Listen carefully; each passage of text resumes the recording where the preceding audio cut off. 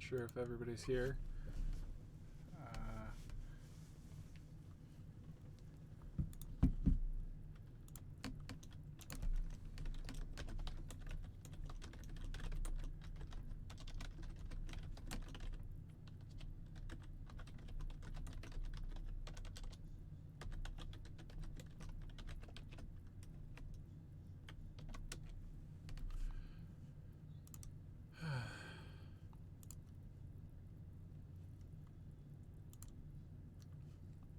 Hi guys, hopefully you can hear me.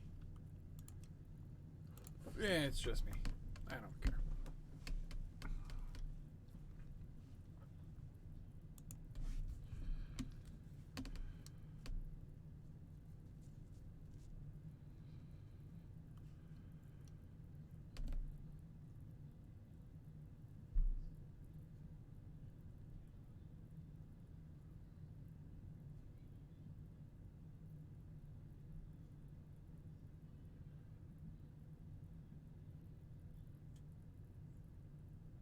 Do do do. Do do do.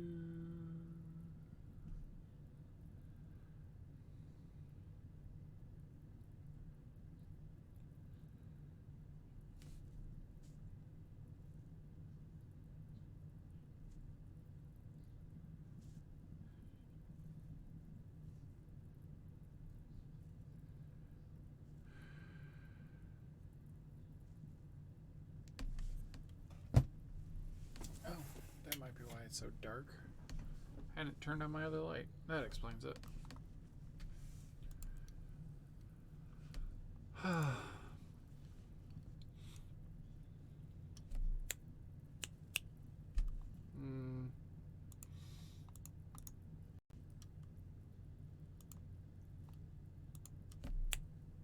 Hello. Yep, okay. Testing my mic in multiple different things. Sorry. My co-host is seemingly running late.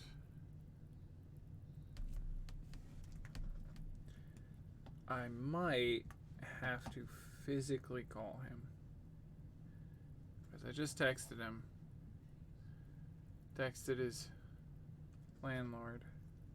Or I messaged his landlord.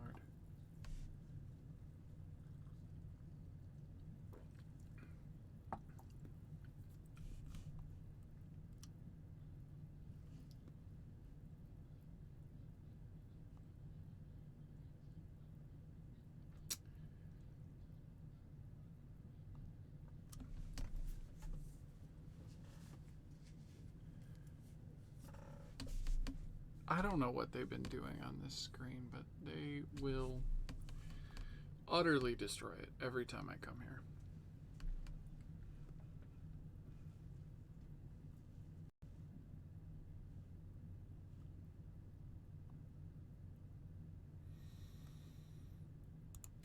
I feel like my co-host probably forgot about tonight.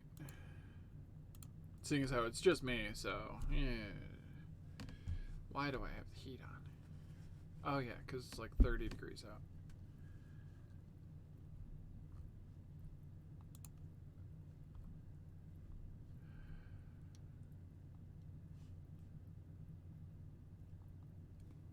Well, hi everybody.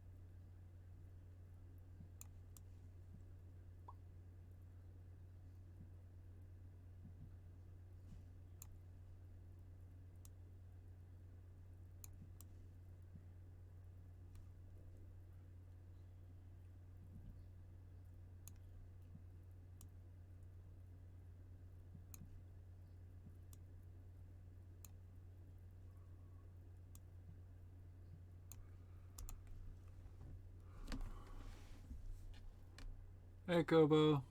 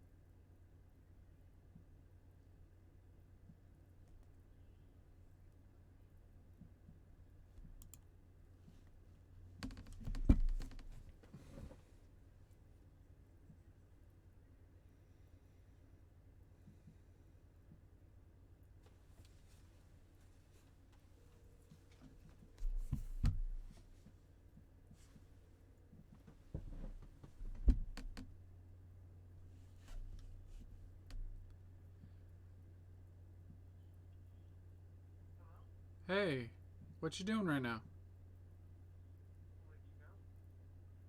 Did you forget about stream tonight?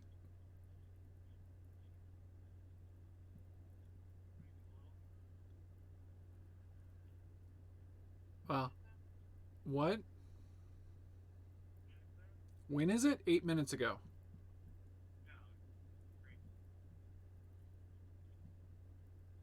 Okay. See you in a bit. Bye.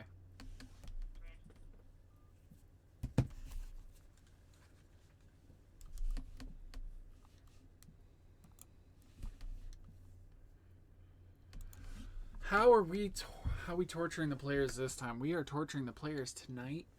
Well, Saturday with some interesting stuff.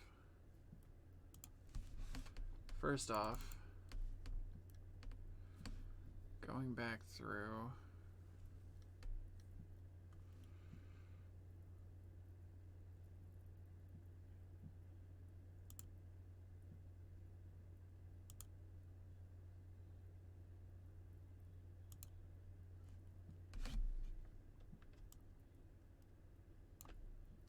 Oh.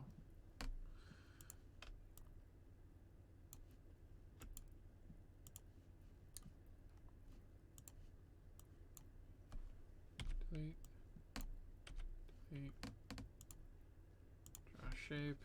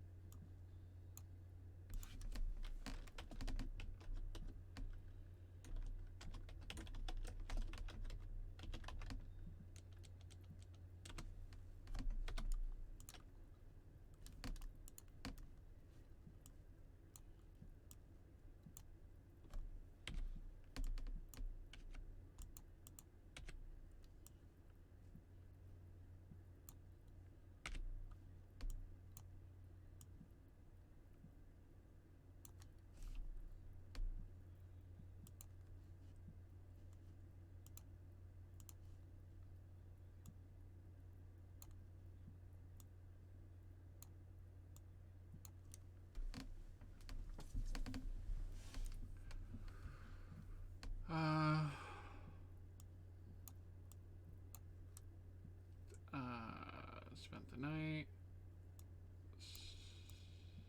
Spent the night at the Vistani camp.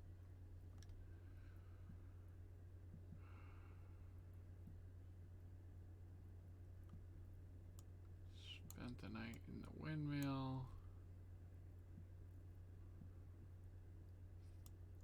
First night in Valakia, which was the orphanage.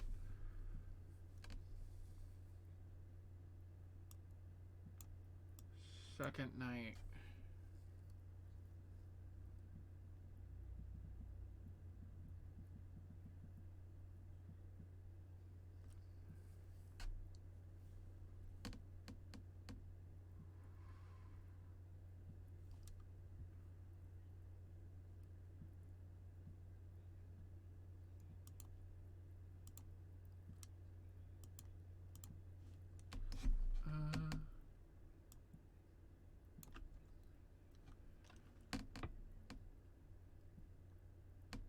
Cool. Text. Nope.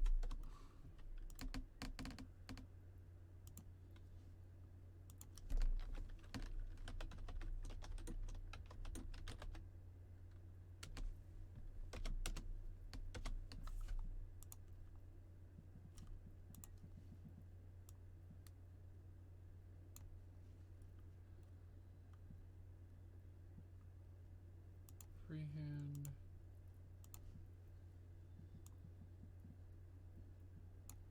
There you go.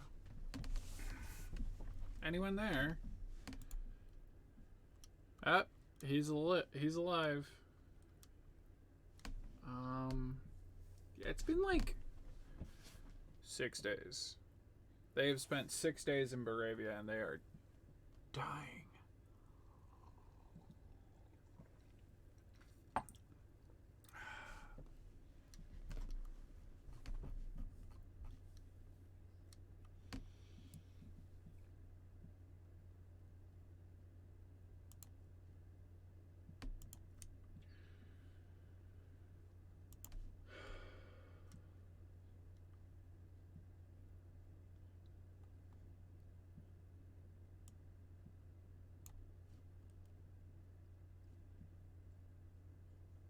Text. Yellow.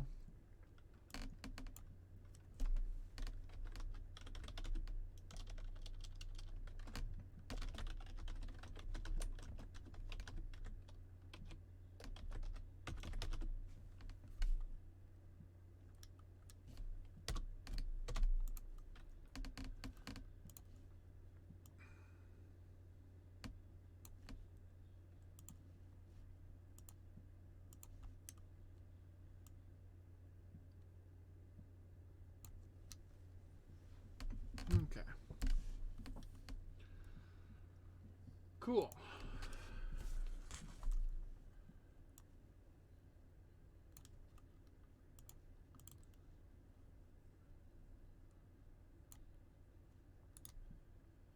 Now I can move this to the map layer so they can't touch it by accident.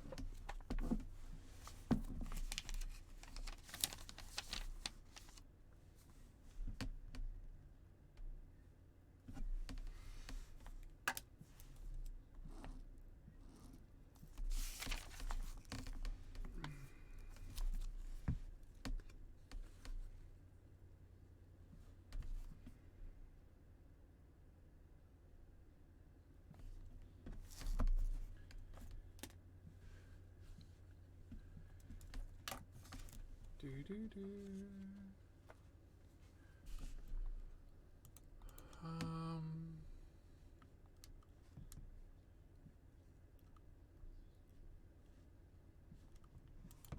Add a fucking folder. We're gonna call it players.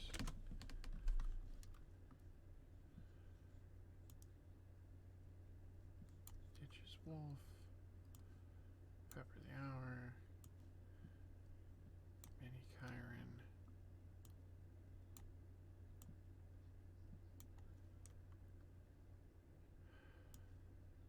Quillith.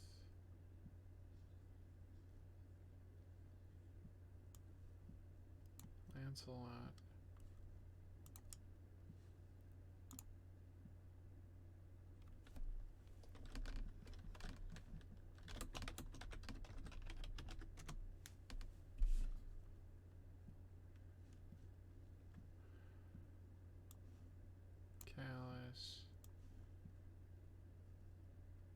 itch.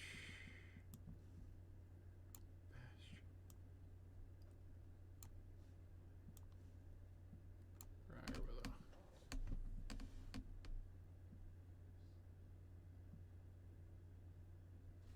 No. The fuck you talking about there, buckaroo?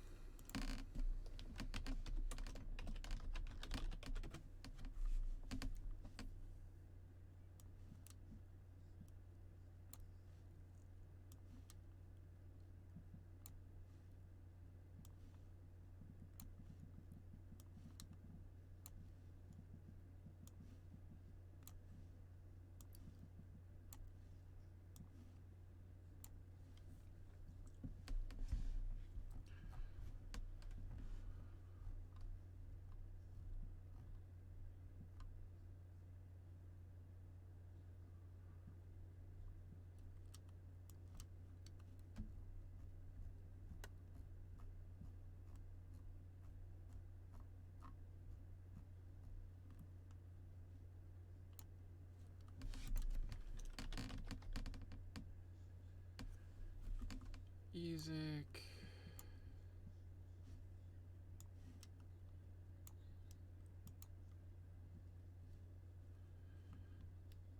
Ezek.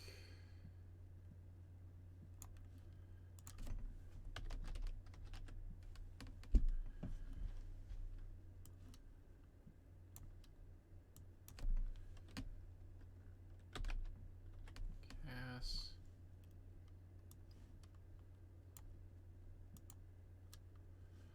Just trying to get all of my common people, like, in a fucking... Oh, God. There are a lot of people. Lancelot, however... Character sheet. Core die roll crit range is 19. Core... Hey! It's a mysterious Hayden.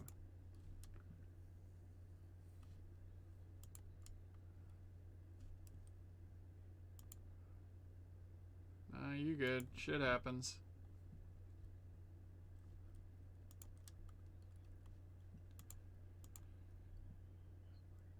Just don't be eating.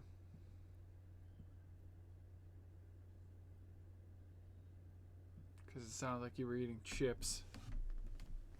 Can you, okay. Yeah, they're not actually gonna hear you. Talk. Nope. Nope. Hold on. Talk again.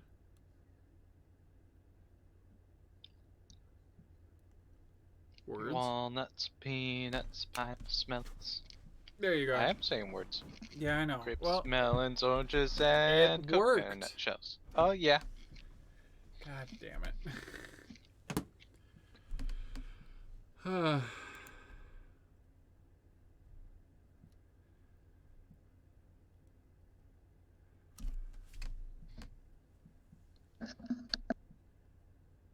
Oh, I'm so tired.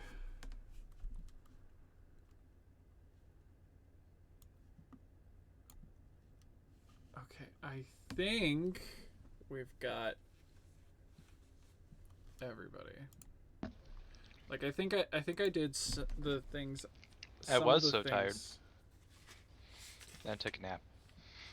Where I'm less tired.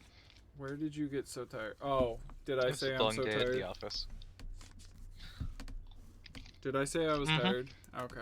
Yeah, I have no idea what I say half the time.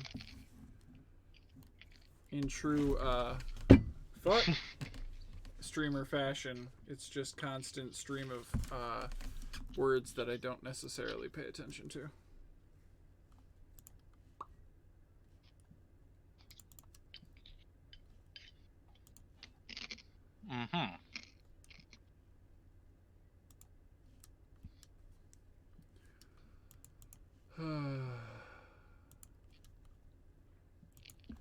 Going through and adding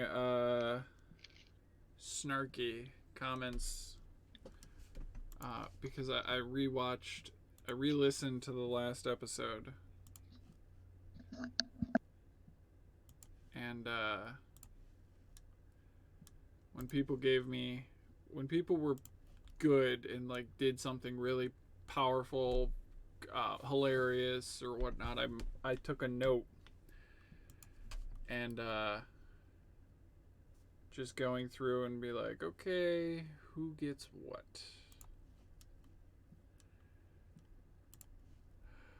So I'm giving out the inspiration points right now. The DM. Ah.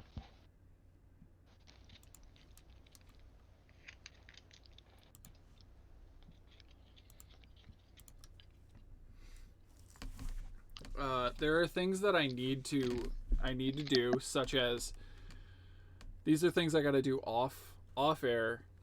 I need to clip Bippity Baller. Now you're a lot smaller.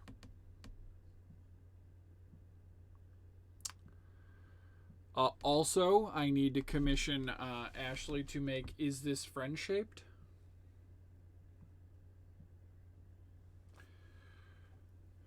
Because that might be an emote.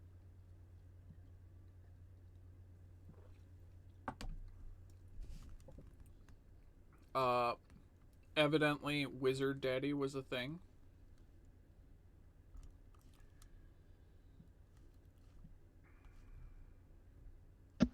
I don't remember the wizard daddy. Casimir Velikov. Casimir is Callus's actual father, and I called him Wizard Daddy. And that was well received and hated at the same time.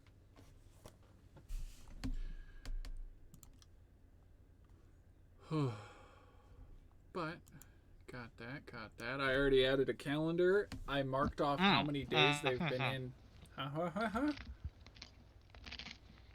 Okay, you go silent and then you just come back for crunching chips. Oh. Dear I'm God. sorry, I'm trying to go silent while I'm crunching chips, but you're not I good wanted at to it. interject something there and Also decided to eat a chip then at the just same got time? lost. Ah. I got like 2 more chips left. Mute yourself, eat your chips, and come back.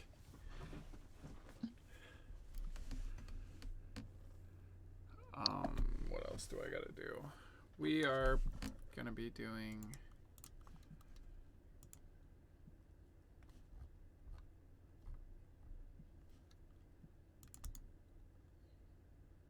Copy. Oh, hey Hayden. I'm not recording your camera, so you don't have to have camera on.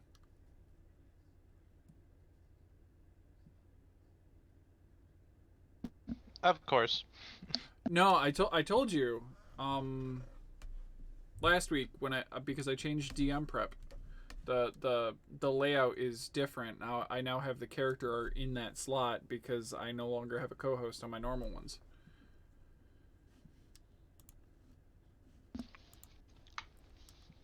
Yeah. So I just sent you a link to something.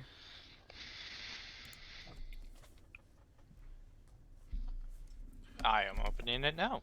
We are going to be working on the Wizard of Wine. Well, the party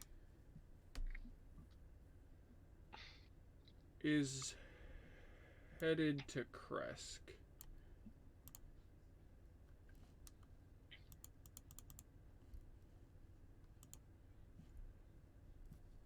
And they see Kresk. And it's kind of up a mountain. They have to go up like, how many fucking feet is that? 300? It's like 300 feet up a mountain. Or no, 300 foot in elevation above the road which they come in on.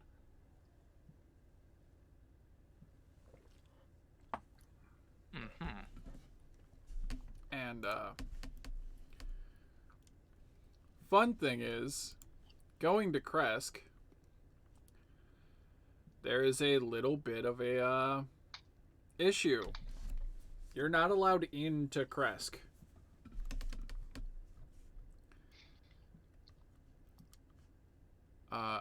That's that puts a damper on the moving to Kresk.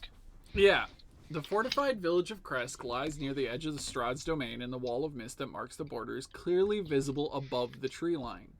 Yet even here there is no escaping the vampire. In fact, the villagers are so terrified of Strahd and his wolves that they never venture away from the village.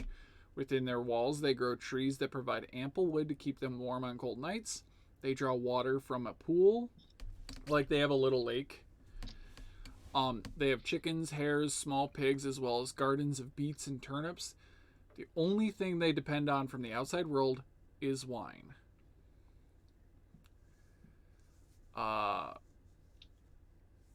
The burgomaster, Dimitri, regularly has wine delivered from the nearby Wizard of Wines, the nearby winery, the Wizard of Wines, to keep the local bellies filled, local bellies warm and their spirits up.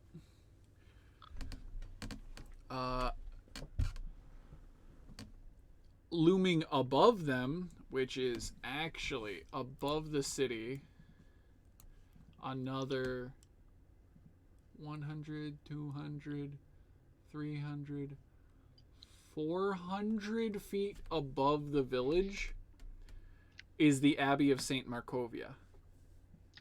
Literally further up the mountain. Mm-hmm. Which was a convent and a hospital.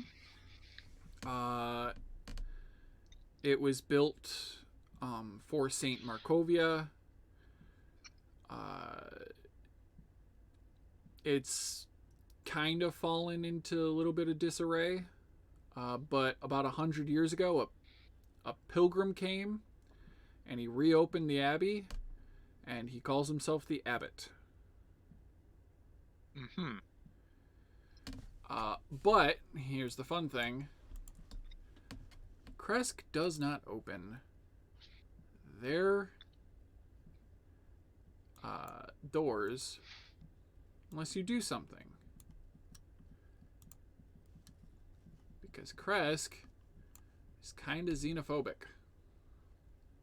Well, they're kind of just phobic of everyone. Ow, I just stabbed my I hand. wonder why. Yeah.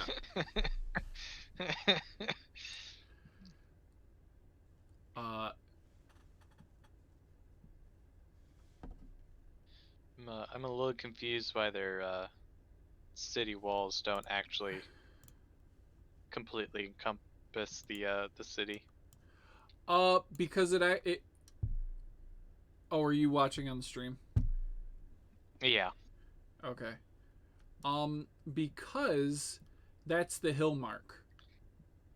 Those little dashes are elevation markers, and it actually, like, the wall butts up to the cliff. Okay. So those are like actual cliffs, not just like steep slope. it is a steep slope, but like it's more along the lines of that line is 100 feet. That dash mark is 100 feet tall, higher up than the dash mark right next to it. So it's really steep. Like, what would that be? A 70% incline? Maybe 80? You could climb it, but it wouldn't be fun. It'd be easier to climb the wall.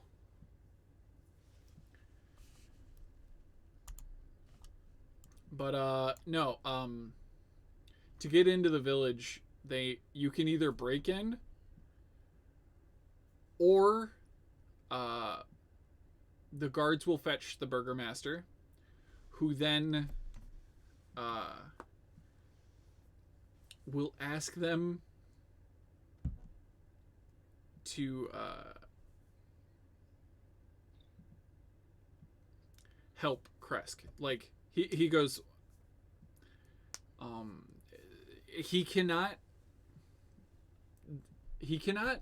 willingly risk his town to help people fleeing Strahd's enemies, because then all of his people are potentially dead.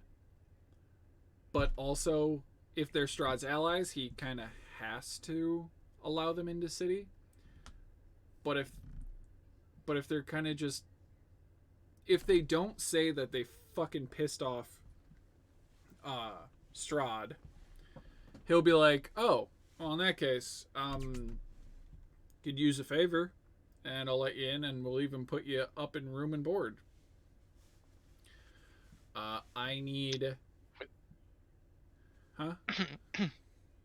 What happens if they do say they're enemies of Strahd? More fun things. Because that's probably what's gonna happen, like, immediately. It's my guess.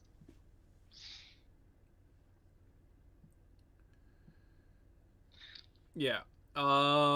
He's gonna tell him, be like, hey, go get a wagon load of wine from the Wizard of Wine's winery, because they haven't delivered in a while, and my town is without wine. We are severely too sober for this shit.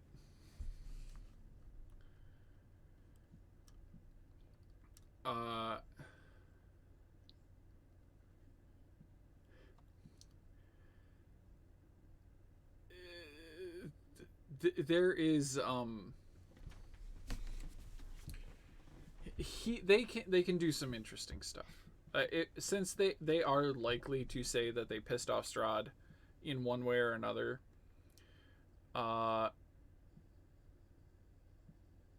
He's gonna tell them, okay, well, go get us the wagon of wine, and then we'll talk. I might have a few favors I need done that I'm willing to risk the town to get dealt with.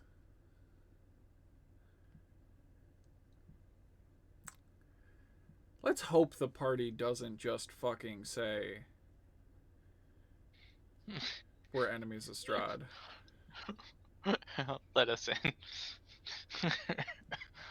Oh, it gives rules on what to do if they bust down the door. He immediately calls off his guards. If they break into town, he calls off his guards and said, we don't want any trouble. Oh, he just isn't hostile? Yeah, he immediately goes, nope, no bloodshed. What do you need me to do for you guys to get the fuck out of here? That's his logic. So that's actually one of the better routes. That's hilarious. Yeah. You lose 3 different quests if you do that. Because I do milestones for this campaign. And there are 3 milestones that involve this fucking town. Oh, how's chat doing? How's chat doing? Oh god, I have not been in chat in a while. I've been looking away from that screen. That was already clipped. You should get Dana to do normal DM prep with you, and the whole time is just explaining how D&D works. That's a different show. This is not alcohol, by the way. I kind of want alcohol, but not at this time. It's chill. We're enemies of Strahd. Yeah, they're totally gonna do that, Kobo. Let's be honest.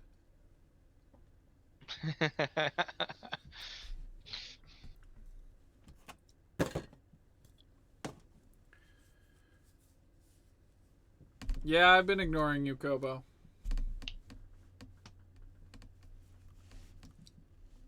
But Kresk has several problems. One, they're out of wine. Two, some weird shit's been happening in town. Like livestock is going missing. Oh no, alien abductions.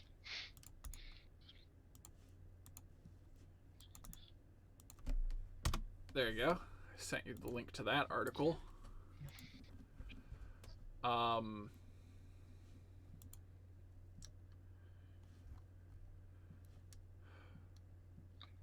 But they're also like livestock's going missing, so they need to figure out where their livestock is going, what's happening to it. They need to acquire funding to go buy more livestock.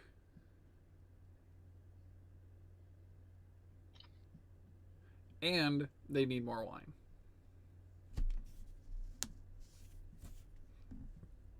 But I don't expect them to get all of that done in one session, because the Wizard of Wines is where we're going next. Because that's the easiest way for them to get into town, is them to agree to go get a wagon full of wine. But if they do, we get to go to Fidalfta. No. Where the hell is me wine maps? Where are my wine maps?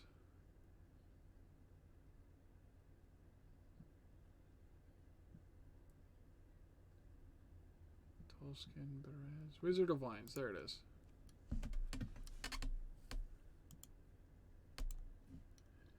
I don't know if you can see the map very well on stream. But, going to the Wizard of Wine, going to the wine hut. Wine is the lifeblood of the Barovian people. It is one of the only indulges left to them. Without it, many Barovians would lose their last shred of hope and succumb to utter despair. Although the Vistani often bring wine from distant lands, they share it infrequently. Thus, most of Barovia's wine comes from one source, the Wizards of Wine, Winery, and Vineyard.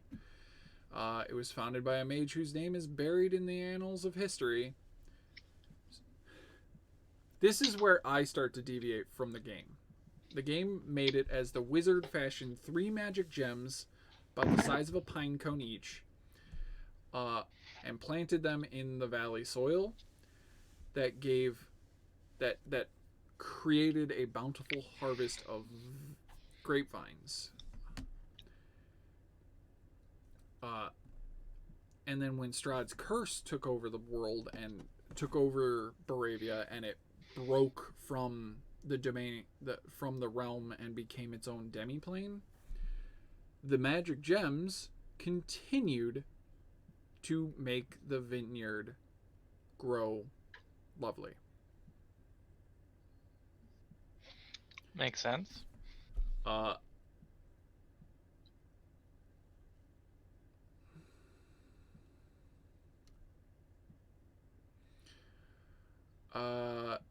The vineyard is currently run by a bunch of were-ravens.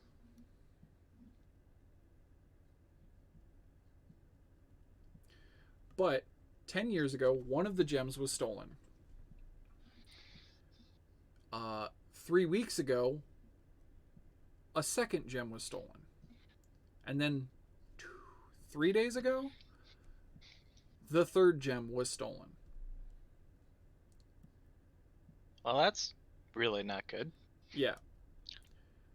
So, the gems aren't actually made by a wizard. They were made by the 3 goddesses. The Fanes of Barovia. Oh god, what are their names? I think their names are the Seer, the Fanes of Barovia. The ladies 3, the Weaver, the Huntress, and the Seeker.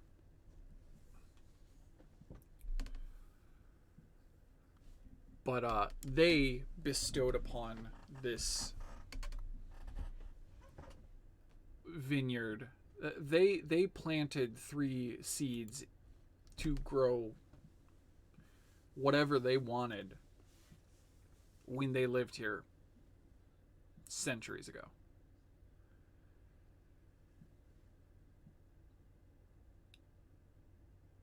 The Martikovs, the Martikovs, which are the were-ravens, about 4 or 5 generations ago, found the gem, found this vineyard, which the ladies were creating. They were growing grapes to make wine for themselves because they were gods. They're like, yeah, fuck it.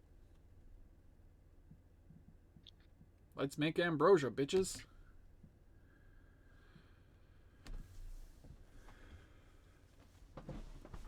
But they this vineyard is huge, and it is currently overrun by something. Take a guess as to what has overrun the vineyard.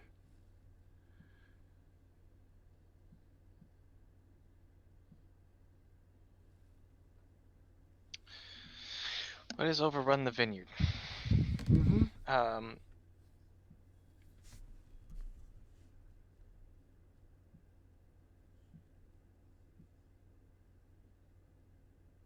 No idea. Blights. Blights? Blights, as in, you know, the evil plant monsters. Ah. Well, that's not good. Yep. That's some serious weeding that has to happen. 3 weeks ago, a powerful witch stole one of the gems, and then 3 days ago, or 2 days ago, the druids of Yesterhill, which is where Briar Willow's from, but they aren't Briar Willow's people. They came and they swarmed and laid siege to the winery and found and stole the last gem. By mere happenstance, they found it. Or at least that's what the game designers say. So, whatever. But the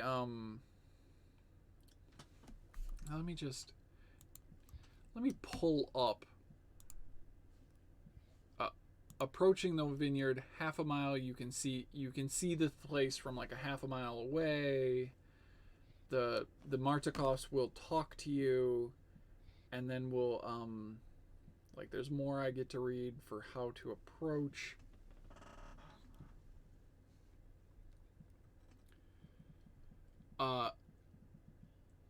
When they reach the winery, 30 blights appear. When they hit the building for the first time, when they get to the building, 30 blights just appear. And then, after round 3, more blights show up. And then more. And then more. I think grand totally there's like 100 blights in this fucking map. But fighting them is not smart. 24 twig blights and 1 druid are inside the building.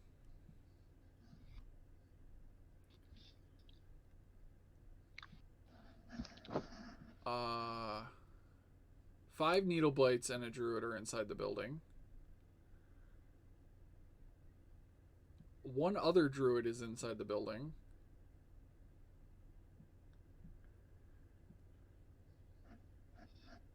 And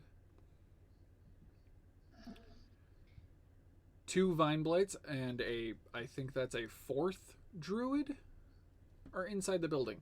And this is a small building. You can see it on screen. It's a small building, And there are a shit ton of creatures. Sure is. So they just like meant to let it be abandoned and then try to go get the gems elsewhere and bring them back. Here's the thing. What they need on this map, they need the wagon full of wine from this place to get into Kresk. So what they got to do is they got to storm, and this is not to mention the 30 to 60 blights that are outside in the actual vineyard. In the plants approaching this. Yeah, that sounds fun. 30 blights, why not? Jesus, that's a lot of weeds. Where's a tunnel fighter when you need them? Yeah, exactly. Except this building has 5 fucking entrances. So even if you go in one door, there's a chance they're going to swarm through the other doors. And that's if you don't realize there are 4 or 5 druids, inside the building with their own army of blights.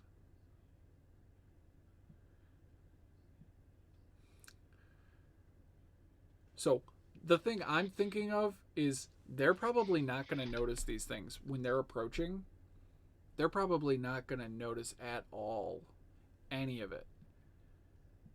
Or they're going to notice it, say, fuck that shit, blitzkrieg for the wagon, have Briar Willow just grab the thing by the fucking, instead of hooking it to horses, just have Briar Willow grab it, and then just have his ass run.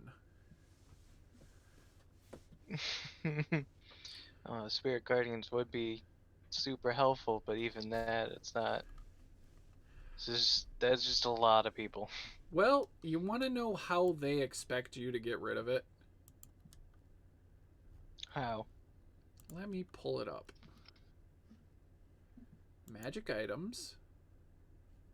Guthias staff. One of the druids is wielding this staff, and it requires attunement.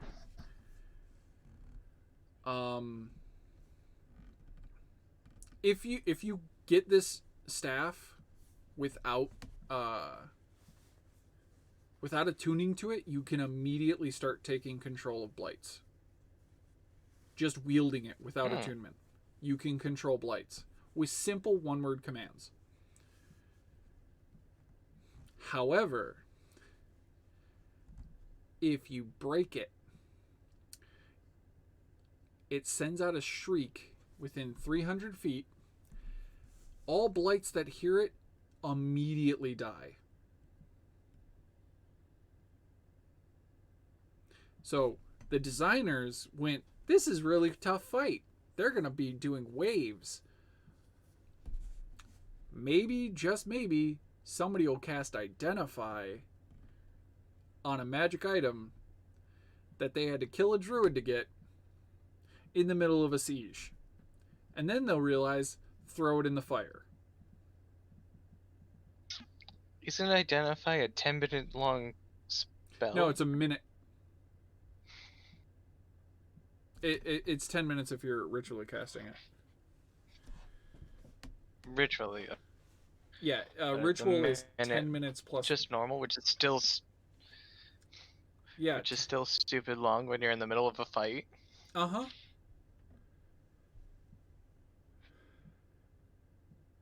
But this is I guess you're supposed to like hint at it when you actually fight that druid and he's like giving commands to the blights. Uh-huh.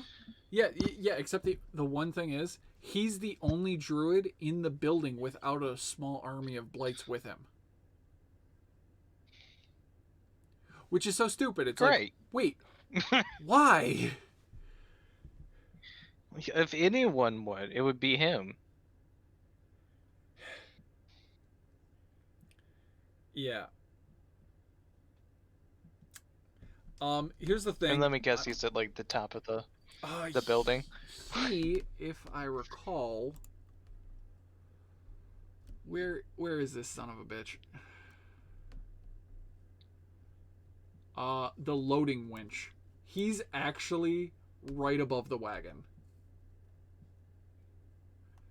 Oh, that's at least not too Literally, he can be the first one you run into if you go into the building from the loading dock. And yes, I think one of them has identify, but I'm not 100% sure. bad. Probably Bastion. I can actually. No, Quillith might.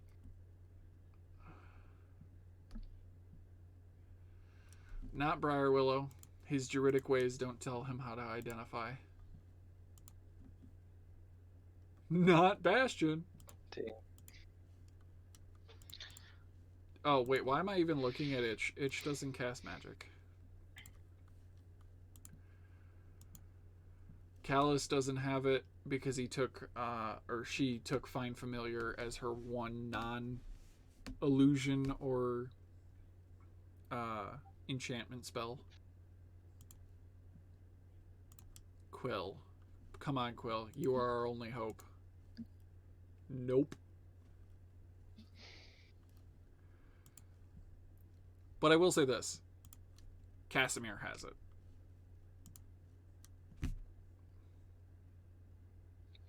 Oh shit, no he doesn't. The demon arm guy? No, Casimir, Wizard Daddy. Wizard Daddy does not have Identify. Or Detect Magic. Oh, no, he does have Detect Magic, thank God.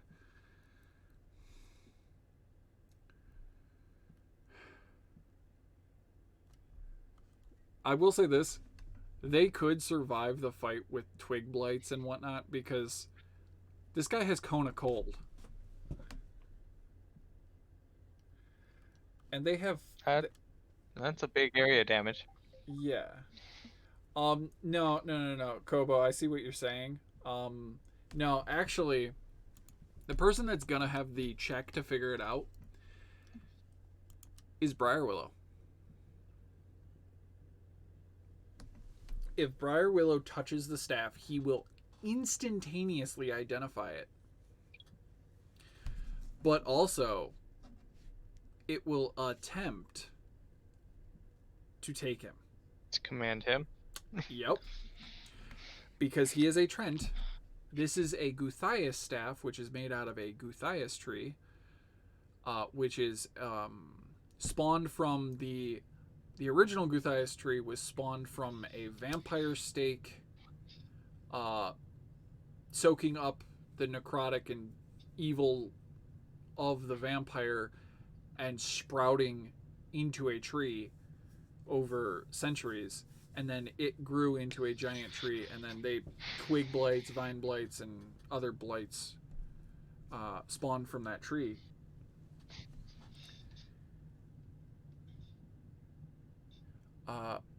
Casimir, Wizard Daddy, is a wizard, by the way, Kobo.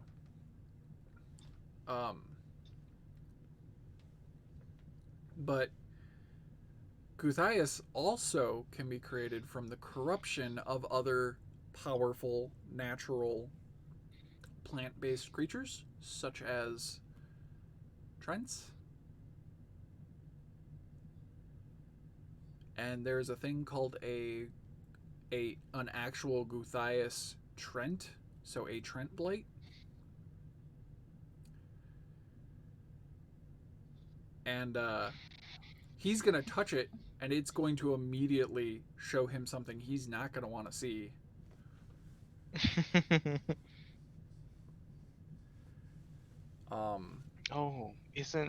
he the spore druid too? Uh-huh. So that's kind of actually fitting. Yep.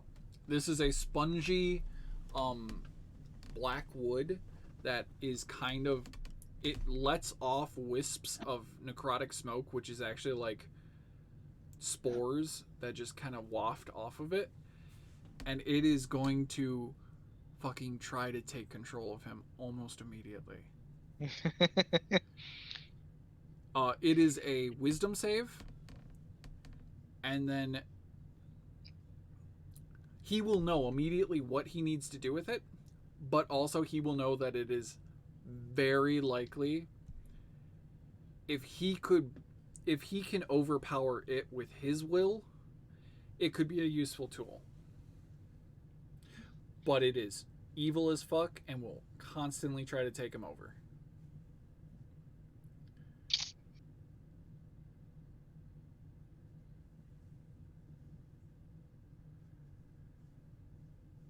Sounds about right. Yeah. So that's the whole thing, is he finds that and then you break it to kill all the blights in the area. And if you think, them walking into this fight, they have Casimir, Irina, Piddlewick, Ezek, Itch's Wolf, the two familiars, Quill, Lancelot, Callus, Itch, Bastion, and Briarwillow. They have 1, 2, 3, 4, 5, 6, 7, 8, 9, 10, 11, 12, 13. 13 characters.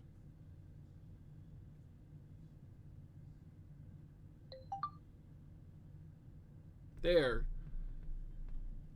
got a small army. Yeah, they have a small army. However, Piddlewick can die in one hit. Piddlewick has like a health of like 12.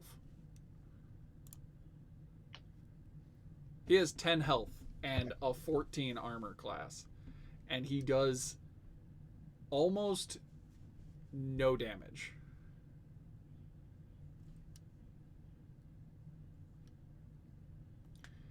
But he's funny. Irina has like 9 health. 14. Damn, I'm just getting this wrong. She's a noble stat block. So she has parry, so she can add 2 to her AC as a reaction.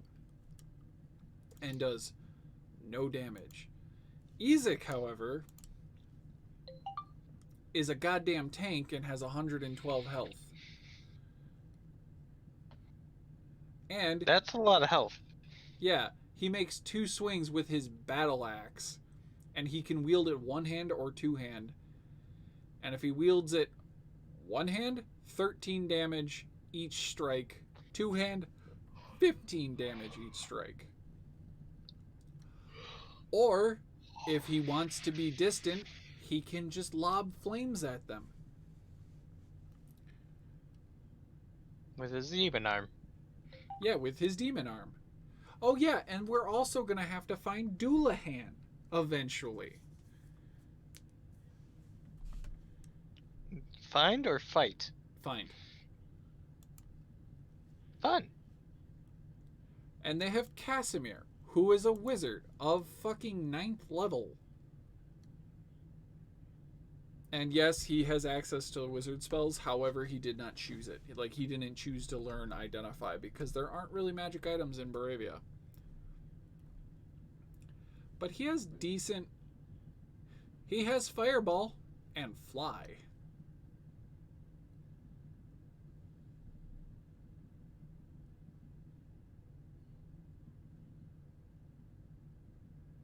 Oh, wow, this sounds like Swift. That was about Piddlewick. Very little health and does at almost no damage. Are you degrading Swift? Swift almost took out a snow golem by themselves. I was gonna say, Swift could do damage. Swift did 30 damage in one strike. Eidos is the one who hasn't been doing any damage. Yeah, Eidos is...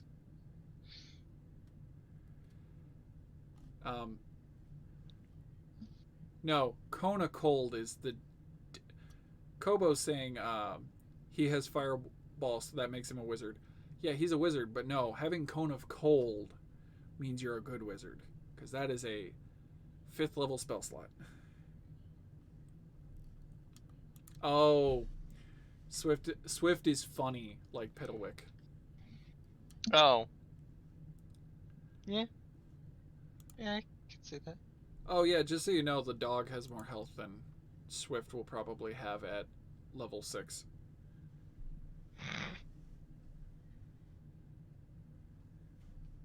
I'm gonna wait the 20 seconds because I really want to see their negative comment. Because I just called them out on it. Granted, Lancelot does not do a lot of damage. He can do 2 attacks per turn with advantage for a max of 16 damage a round, average of like 10 damage.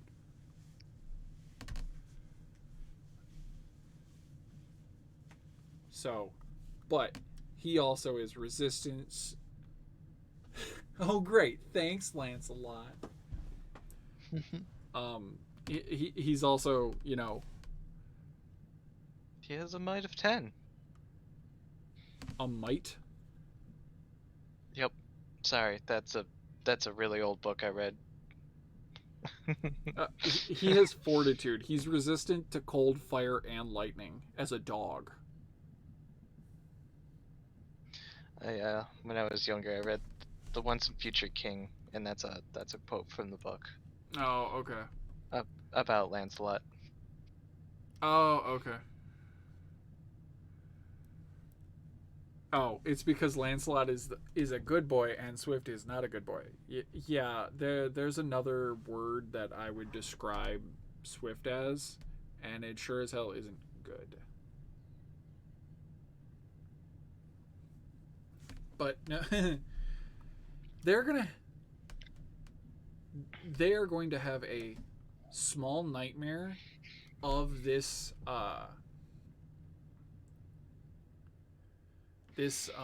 fucking dungeon. Like, well, I'm this encounter is going to be a siege on this house, and friggin' terrifying. But if they survive, the Martikovs will tell them whatever they want to know. They will offer to trade knowledge, any hints, clues, and if they don't know the information, they'll find it. They are willing to trade.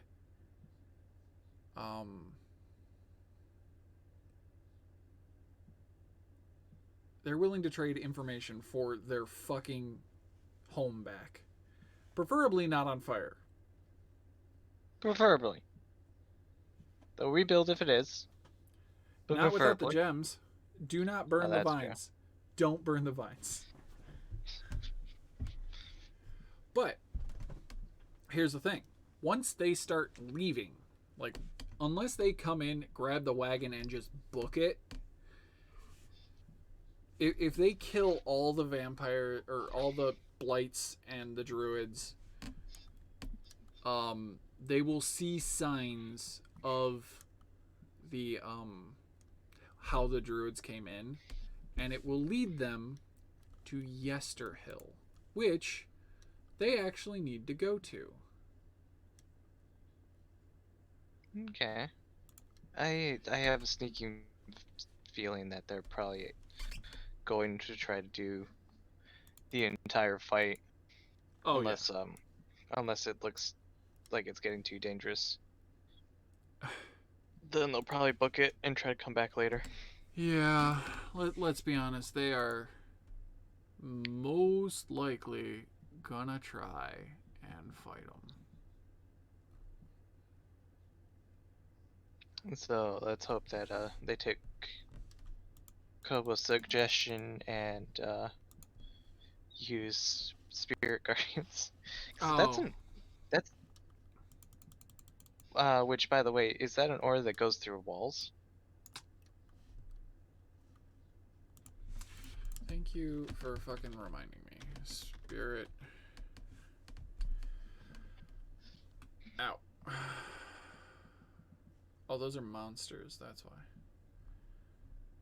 Spirit Guardians.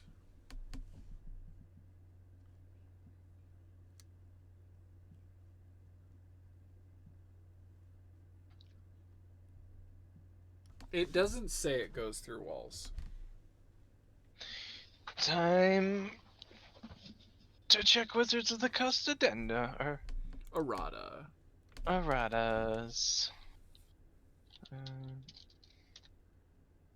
I will do that while you move on. I was gonna say, if you are watching stream, I would like you guys to all take precedence and just look at stream for a moment.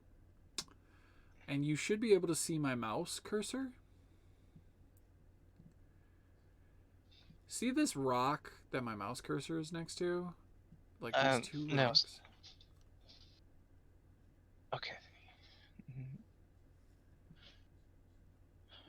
That's a human. Really? This map is fucking huge. Each square is 50 feet. Yeah, that's pretty big. That's pretty big. So, what I just showed on screen was a picture of the really zoomed in thing called Winter Splinter is a creature that is 50-foot square. That's how much its fucking miniature takes up. That's bigger than anything.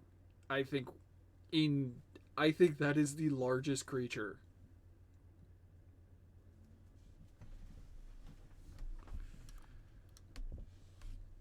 So I have to do some resizing. Let me go to a ruler. See? From the entrance to get to the big ass tree, it's 1,500 feet.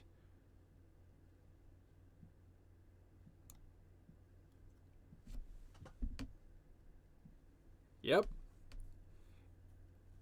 If I were to blow up that tree, it is 10 by 10 squares, which is bigger than an ancient red dragon. It is bigger than a Tarrasque.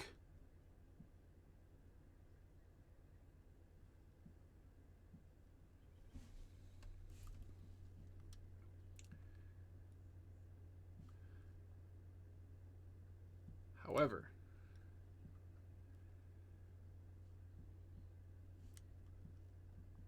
I need to go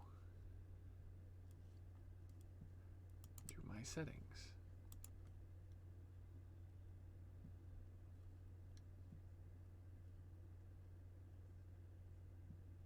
How many? I also need my calculator. This is an interesting. 35 times 50. Oh, shit. I'm gonna send you an article because it's just an interesting rules thing. But looking it up, Spirit Guardians is a line of sight spell. Oh. It is. Kobo was just arguing opposite that. So it's like they don't, the caster doesn't have to actually see them, but as long as they don't have total cover, it affects them. This might break roll 20. Fair warning. Is what I was seeing.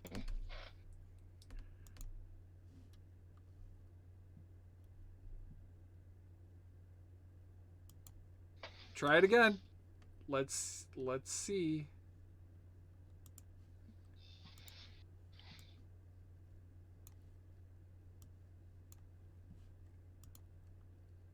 Oh. Wait.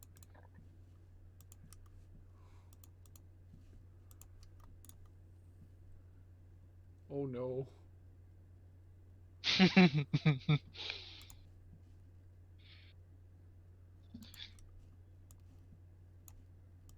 It also usually helps if you're not currently on the page when you start messing with page settings.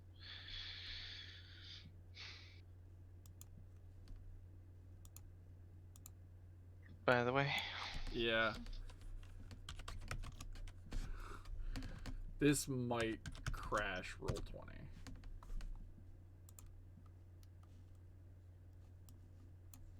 Alright, I'm gonna pull up the player's handbook to do some more digging on the rules.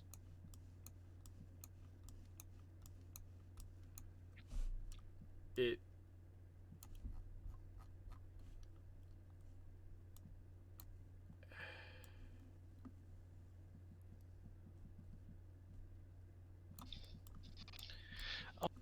Oh yeah, that's right.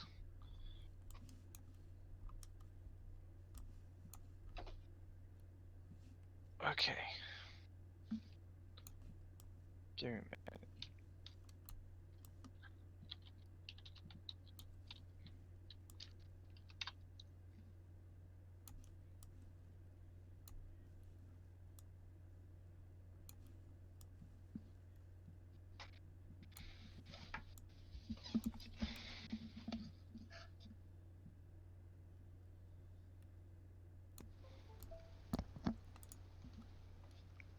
You still there, Chris? yeah, I am. I'd like to undo that. Nope. Lock that bitch in place.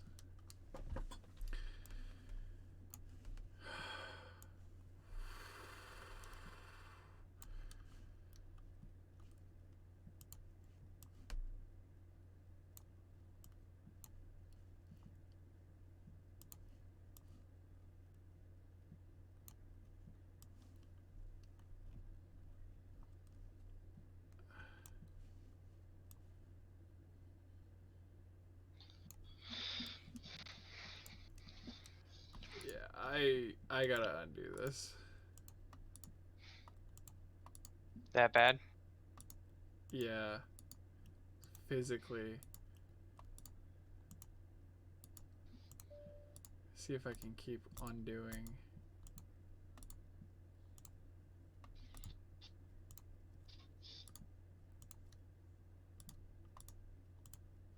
Oh, did you accidentally move the map?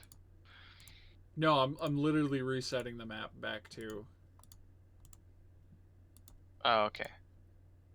But I'm just hitting undo because I don't know how to do it without breaking everything. Because Roll20 doesn't have a save setting. It just auto-saves and everything.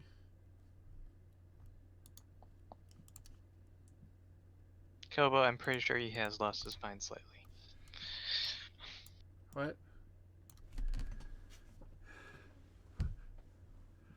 Kobo's just remarking that you look like you lost your mind.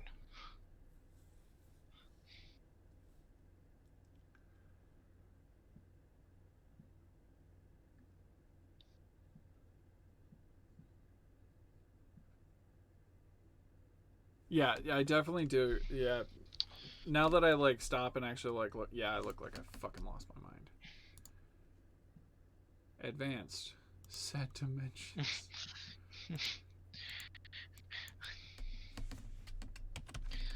I guess the like slightly disheveled like coat that you're wearing doesn't help.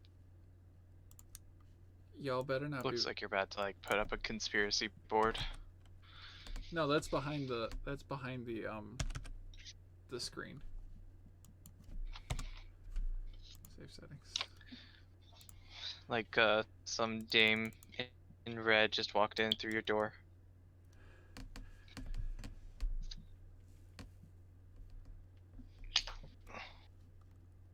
Oh. I fixed it. I put it back. It's back. Fuck that map. Yay! On a side note that's kind of completely irrelevant to the campaign. Why do you have the Mad Mage and one-shot tokens in the picture rotation? Because it's all of our pictures. DM prep, since DM prep is this template is used for all DM preps, I just put all the character art in one giant loop. Oh, I Kobo. learned some. I learned something dangerous this moment. Why? A Sharpie fits perfectly into my crossbow. Oh no. Hey, Kobo. I don't know if you guys can see it, but let me just zoom the fuck in on that guy.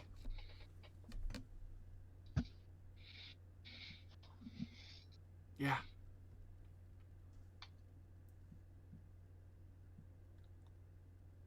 And yes, Icewind Dale is definitely behind. We're still working on the art.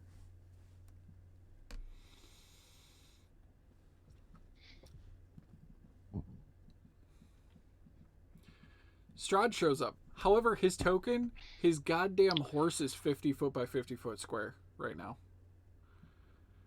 Because even they were too lazy to fucking try and resize their goddamn shit.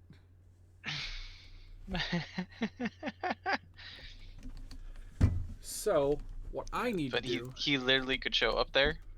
Yeah, That's he pretty can funny. show up there in the middle of their fight with the giant goddamn tree.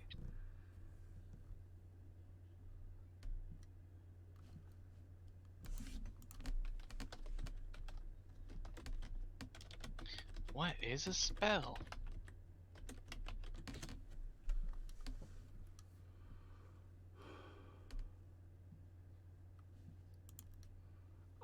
I just went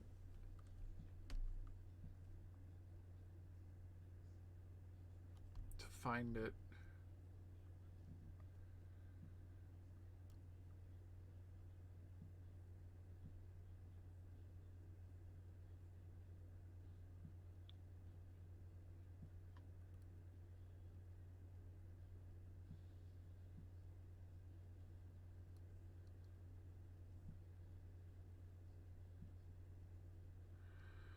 Okay. Somebody made a new map.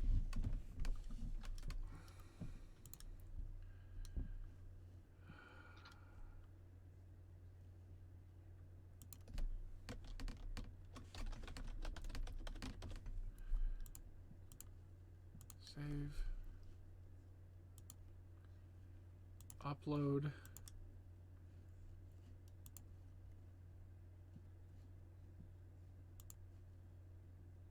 This might take a minute, and it might tank my uploads.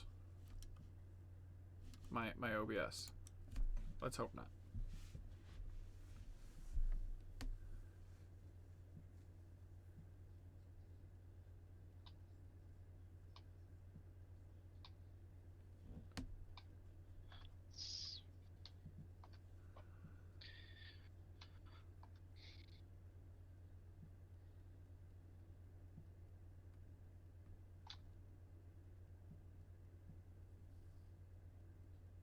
Do do do do do do do. Sorry guys, it's up fucking loading.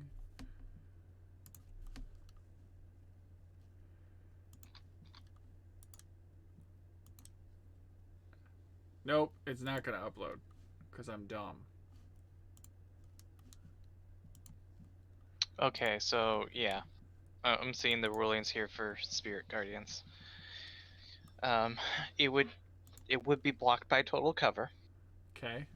Oh, it is blocked by total cover? Yeah, because the spell doesn't specifically say that it goes around cover, such as in the case of Fireball. Fireball! So it uses the uh, rulings for point of origin, and the point of origin is yourself.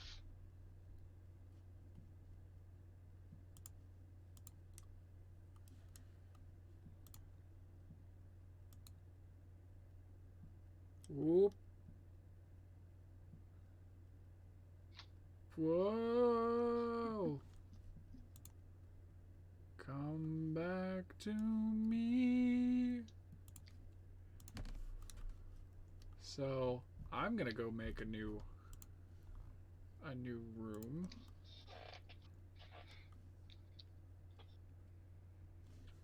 So To quote the player's handbook, a spell effect expands in a straight line from the point of origin if no unblocked straight line extends from the point of origin to a location within the area effect. That location isn't included in the spell area.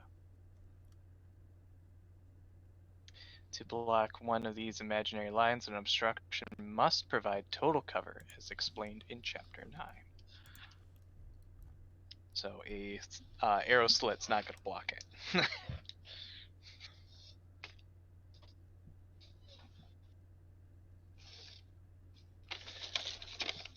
A bush is not going to block it. Okay.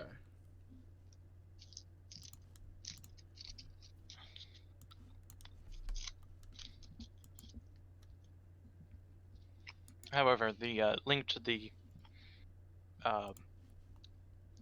question that got errated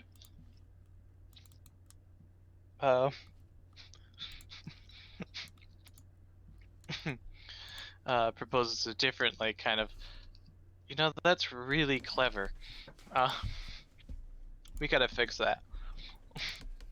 Moment of someone was playing a cleric on a war horse and cast the spell, and then ran into a group of orcs.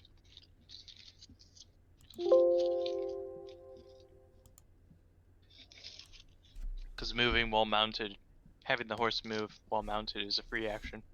Oh god, that makes sense.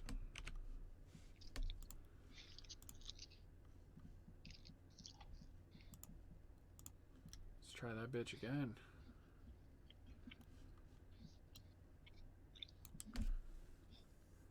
And so the errata is spells that have a do damage. You enter the space, such as Spirit Guardians or Moonbeam or Cloud Daggers.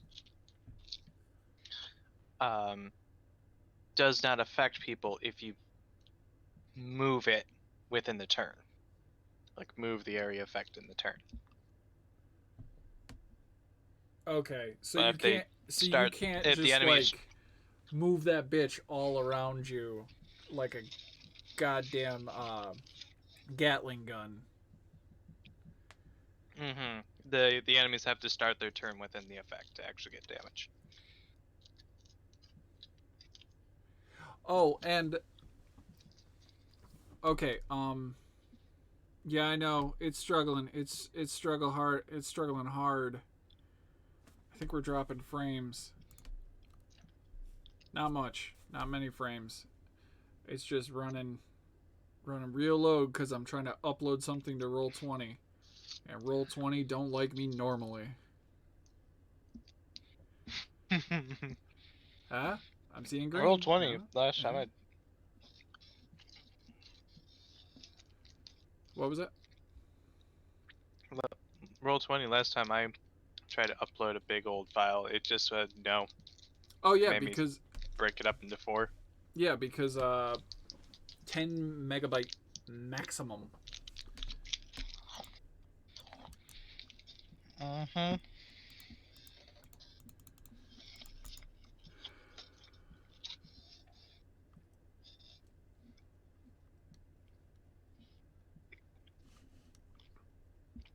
If it's 35 by 45, and each square is 50. What is the size I need it to be? 10 foot? 25 foot? So 70 by 90, and then it's 25 foot squares?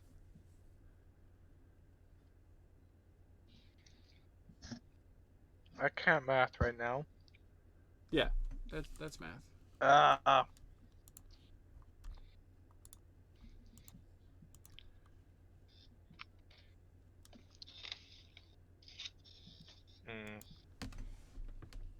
guess I'm just eating the last of my Easter chocolate.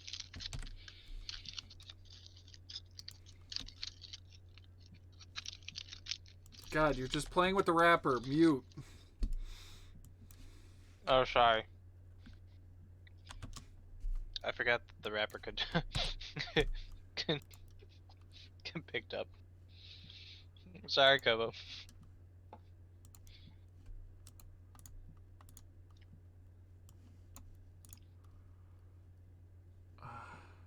Set dimensions, units.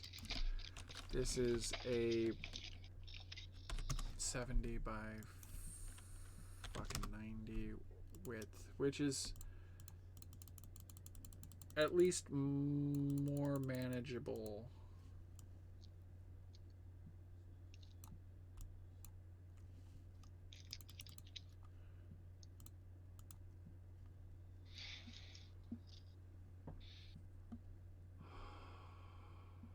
Yeah, that's more manageable.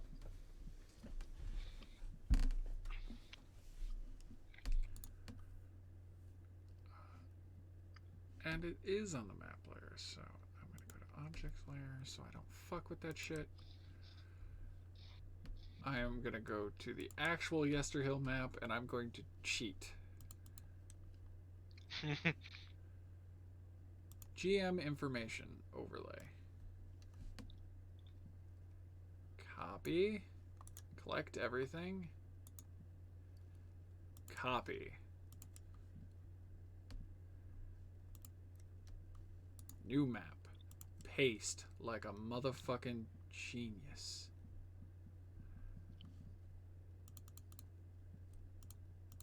It's not roll 20 until you're Shanghai something.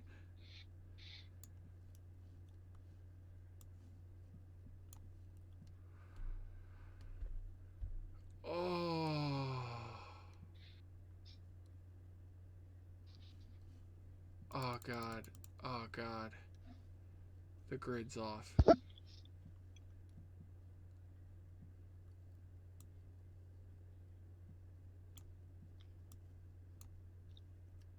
The grid's off. By what? Look very closely.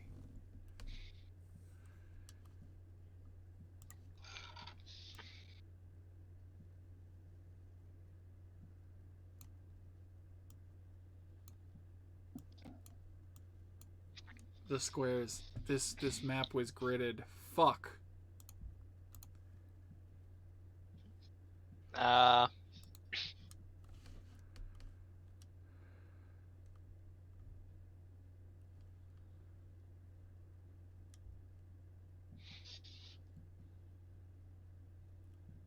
Yeah, that's kind of significant in its offness too.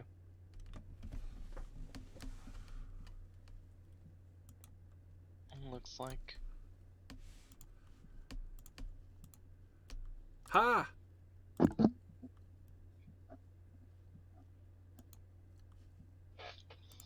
I'm about to kill my stream again. Did you just do like snap to grid or something? Nope.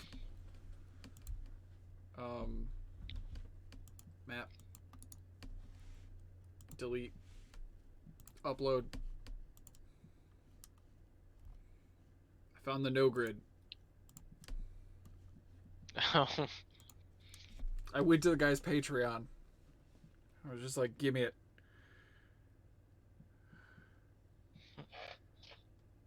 I require your maps without grids. Oh yeah, and Kobo, for clarification, because you might not actually know this, and it might be terrifying you a little. This map is meant for your ass to take 3 rounds at the very least, trying to get to the actual fight. You were supposed to be fighting through waves of druids, small waves, because they're not trying to kill you like the winery. And it's supposed to just constantly be like a slog.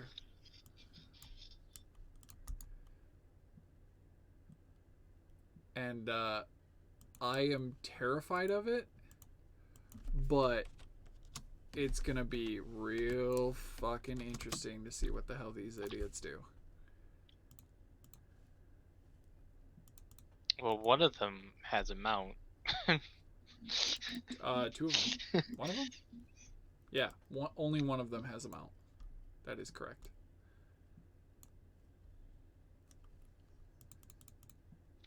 There it is.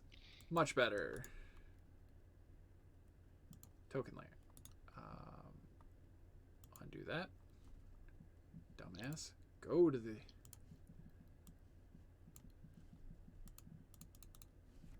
Yay. Good job. Yeah. As it's 8 o'clock and I have a half an hour left, I'm like, Jesus Christ.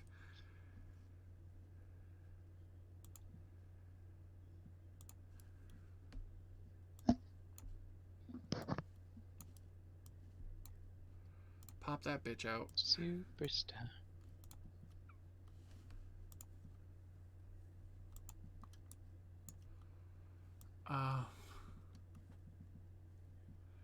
What manure is that?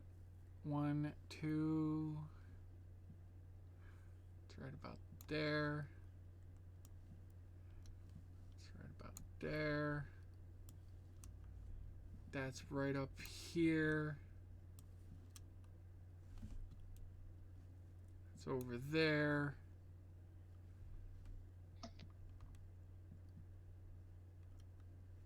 I don't know where Y5 is. Y5 did not spawn on the fucking map.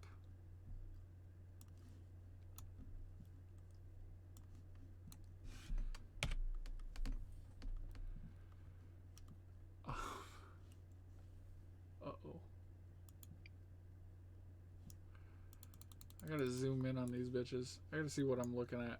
Oh, I got berserkers.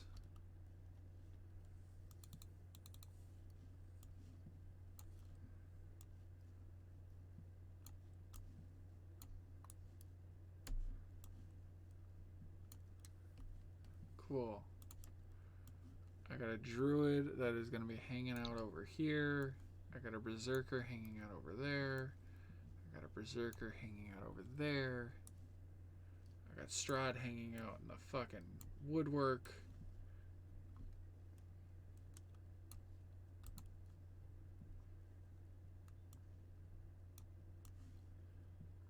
Twig blights are going to hang out over there. Vine blights are going to hang out over there.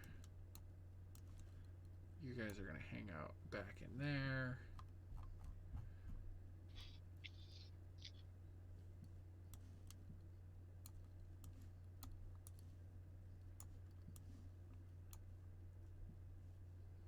I don't know. Fuck it. You guys are going to hang out over here.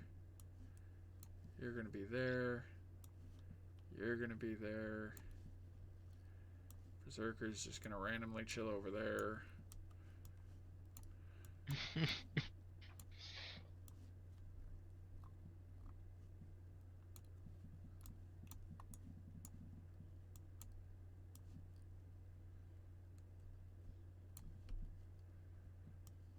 What is a non-player character? Also known as NPC for short. Yes, have an 8 p.m. coffee. Also, never listen to me. I'm a terrible influence. Hey, a random berserker. I have constant evening coffees, and then immediately fall asleep because they don't work.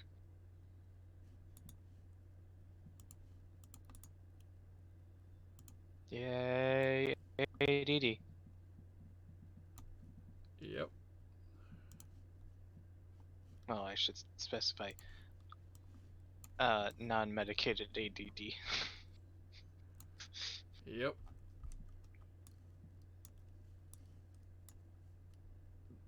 Yeah.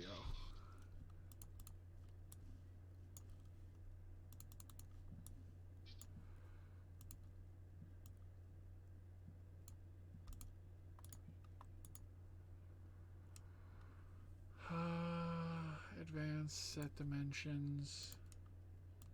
Units.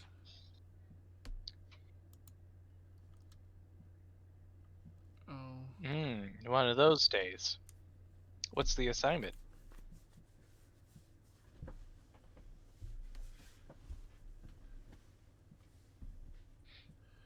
An NPC is something that the dungeon master plays, and it is everyone that isn't played by a character.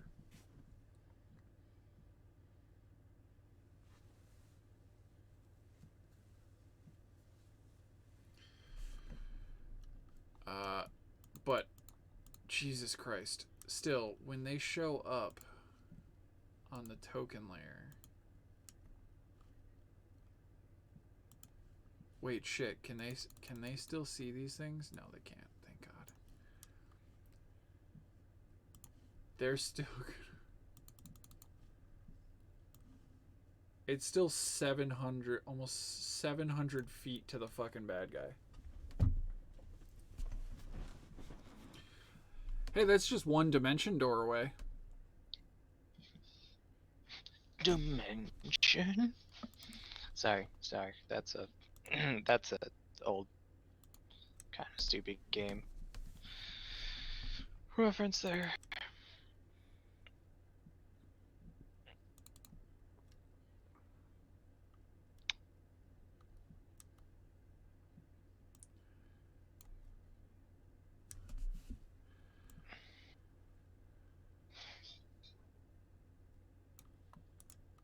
Copy. I need a handout. Milestones. Whose journal? Just mine. Just mine. Fuck everyone else.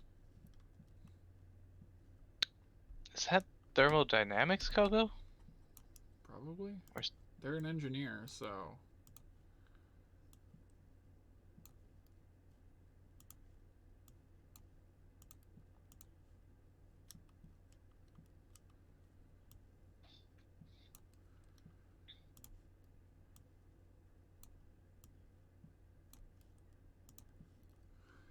Here's the fun thing. The Wizard of Wines is a way to gain 1 level.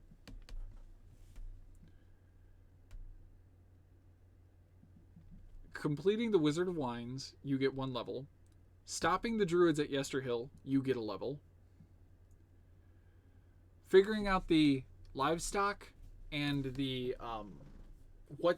where the livestock is going, and finding them a way to get more money to buy more livestock for the town is another level. So they could 1, 2, 3 level ups in 1 session.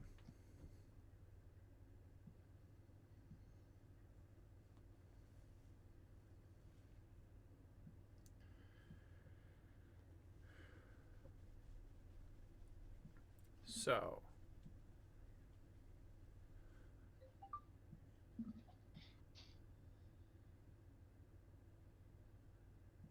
okay, Kobo, stop watching us. Go watch your lectures and get your shit caught up.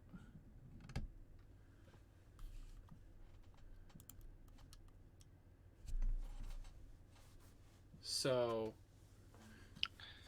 oh, that sounds like both thermodynamics and fluid dynamics put together. Probably should go listen to your lectures instead of us and hawing. yeah. But still there is some really nasty fights that are going to go on, and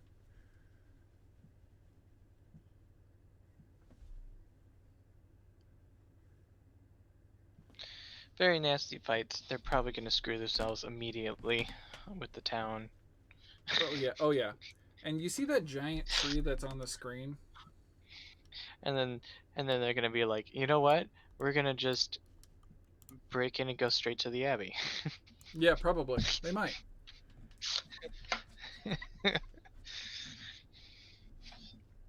But you see this giant tree? That's not a tree. I will give you 1 guess what it is.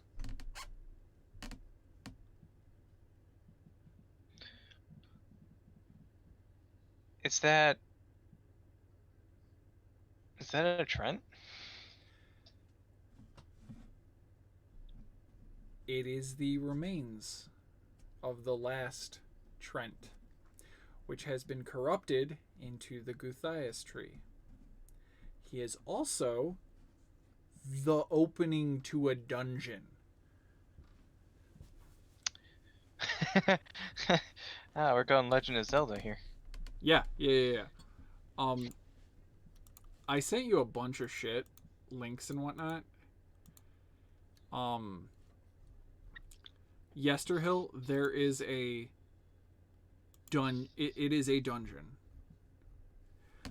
This is the funeral burial ground of all of the Trents and druids and people that used to live here. And this is the final Trent. This is Briar Willow's father. Oh. Well, that's Kobo- going to be emotional. Oh yeah, that is. He was the last leader. Going into the dungeon, they should not go into the dungeon until they're at least level 10.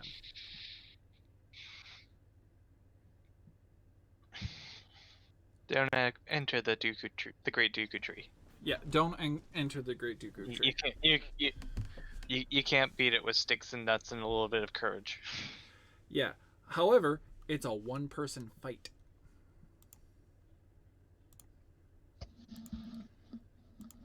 Well, it should A be. one-person fight. It should be.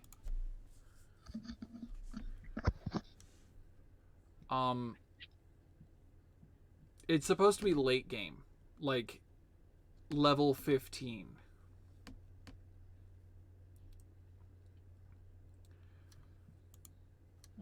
Mm-hmm. They're gonna go into this thing, and it is a huge dungeon, but it is a burial chamber. Grix, Alpha Grix, Sturges, you know, your favorite thing. You know what those are, right? Yeah, the stupid Grix. No, the Sturges. Sturgis. Kilcairn's favorite creature. The little mosquito bats that drained you of your blood and killed you. Oh yeah, right. Great. Those things. Well, they didn't kill me. They just knocked me unconscious. It was the it was the traitorous git that killed me. Oh yeah, the traitor killed you by stabbing you, and you failed 2 death saves, and then immediately failed your 3rd. By the way, you want to know something really stupid? And we had already discussed it prior, and I think we discussed it since then. But your character, you know how everybody's characters started out with some weird extra loot? Yeah. Do you remember what your weird extra loot was? No. I don't think you got a gun. A couple other people did. Yeah, no, I didn't get the gun. I got You got an I got amulet. like You got a small necklace amulet with a vial of blood in it oh yeah. that repels anything that drinks blood.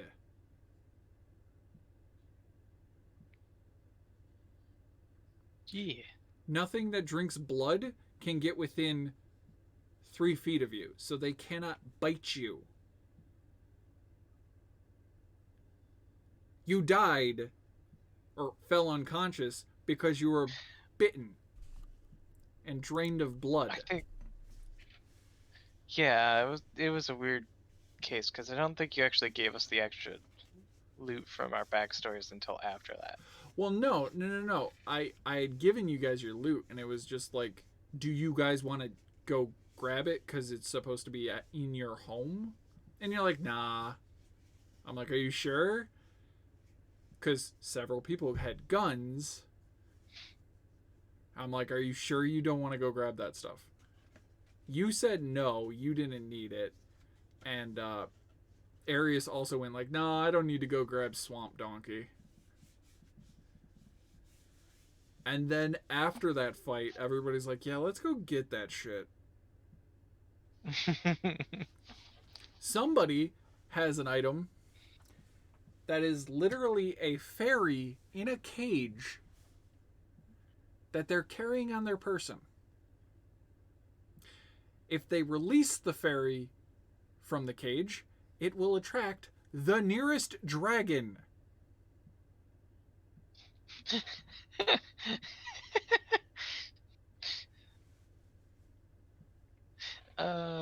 That's it. That's all it does. If you're nice to it, that's pretty humorous. if you're nice to it, let's hope it's a good dragon. It was the very first random chance spawn in an ally or hostile.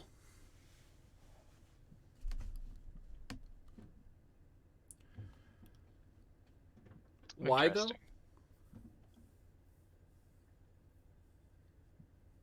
Why? Because we were using a really random extra loot generator that had a double barrel shotgun and a revolver on it. But also had a vial that protects you from blood drinkers. Had a fairy in a cage that summons a dragon. Also, this is the setting with pirates, so why not have guns? Oh yeah. This is the pirate setting where God, what is his name? Arius's character's name. What is it? What is it? It's been such a long time, I don't remember. The only one I truly remember is Kilcairn and Lilith. Because we had some very memorable moments. Yeah, you died. I died. In, That's like, pretty session memorable. 2. I session 2'd you. Hello, fashionably late. I'm Christopher, the Dungeon Master. And you show up just as your character is about to pop on screen.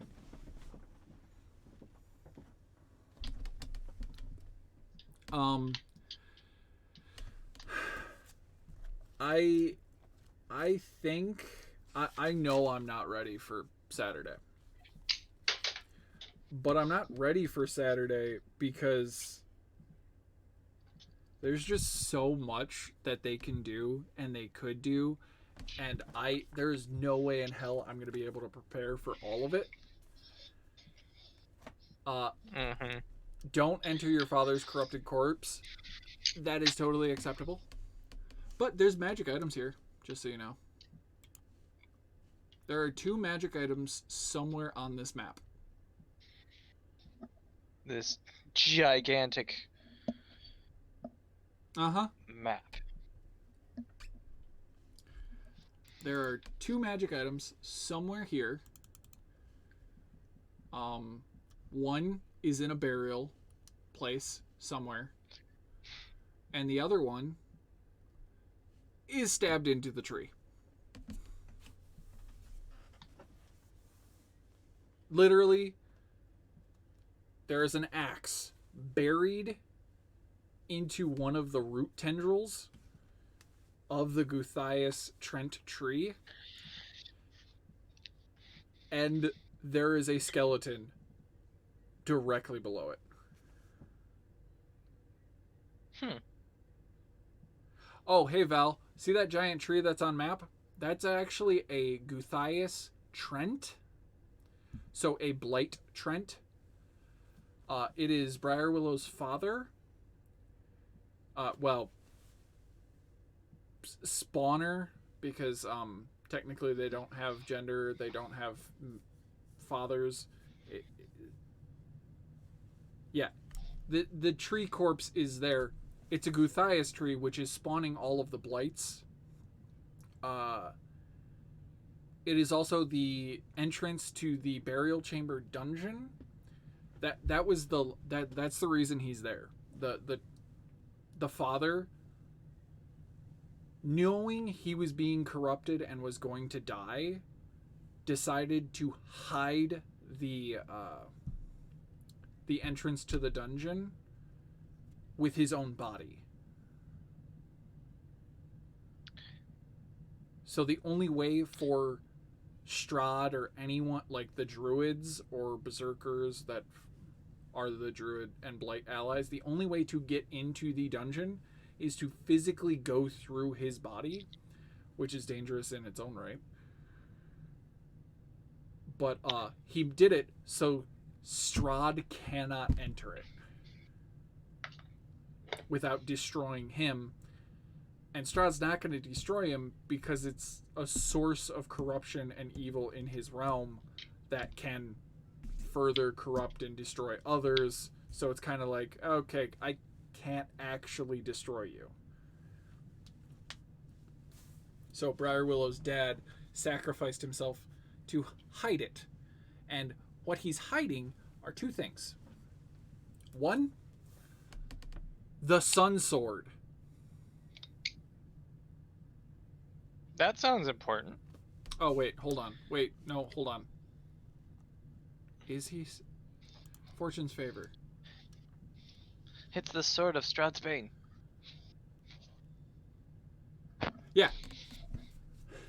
An evil tree grows atop a hill of graves where the ancient dead sleep. The ravens can help you find it. Look for your treasure there. A sword of sunlight. It is literally the sun sword, which is the weapon you need to have to kill Strahd. It is the only weapon. Doing? Breaking into the Lost Woods and getting the Master Sword? Basically, except they're just getting a sword hilt that a sword made of shining radiance erupts from when you activate it. Oh, that one. It's a lightsaber. A literal lightsaber. Yep. Well, here's the thing. This magic item,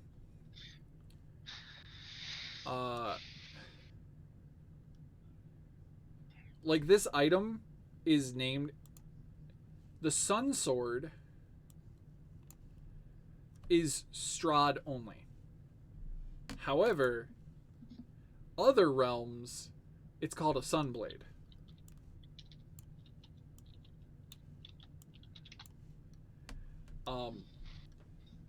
I'm just going to show the two differences. Sunblade, it is, first off, just look at the difference in these artworks.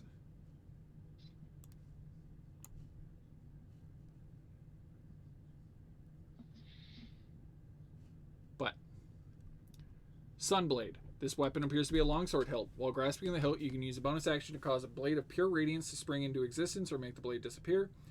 The blade exists. The magic longsword has the finesse property. If you're proficient with short swords or long swords, you're proficient with the Sunblade.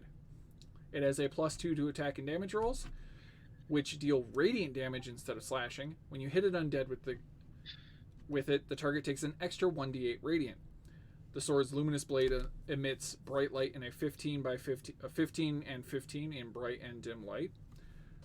The light is sunlight, very important.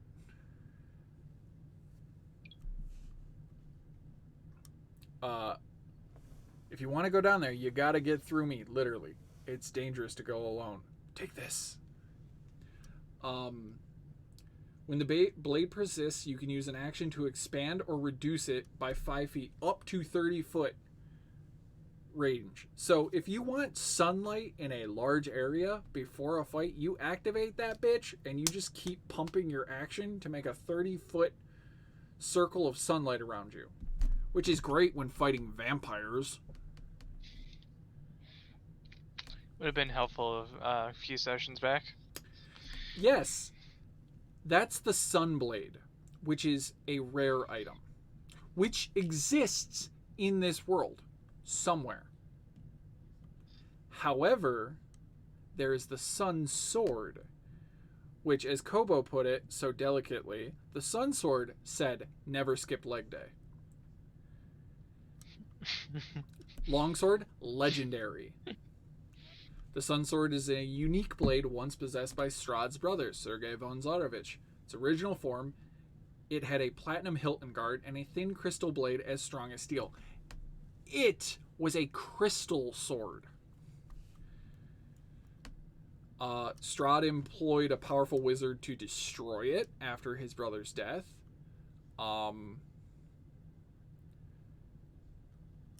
Because the wizard separated the blade from the hilt and destroyed the blade. His apprentice stole the hilt. He found his apprentice's body mutilated in the Savalach woods. The hilt nowhere to be found. He then told Strahd, "Yeah, I destroyed that."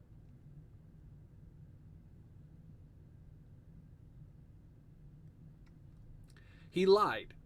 Now,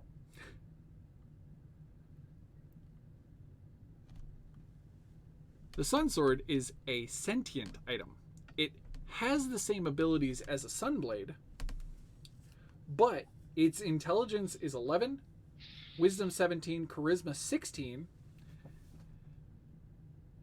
and it communicates by transmitting emotions to the creature carrying or wielding it.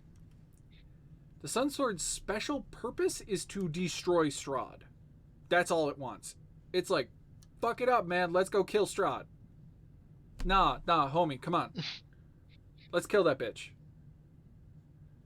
Dude, he's being real incel and being nice guy territory. Let's go cut his head off.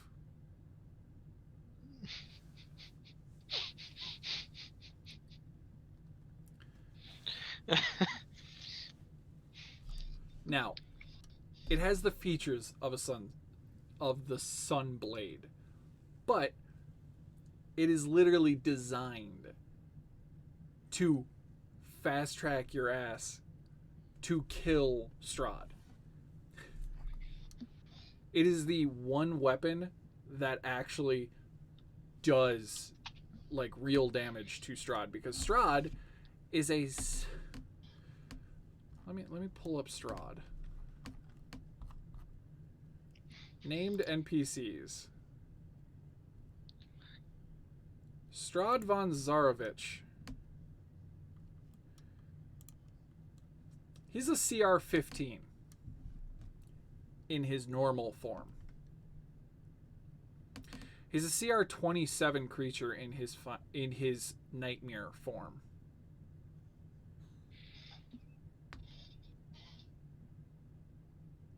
Yeah, but I'm going to say that the sword, because Val actually made a point, it communicates through emotions. It gives you the intense desire to behead Strahd. You just get wafting negative emotions from Strahd. Wafting negative emotions towards Strahd. The one word that you could describe it with is incel? Nice guy. One word.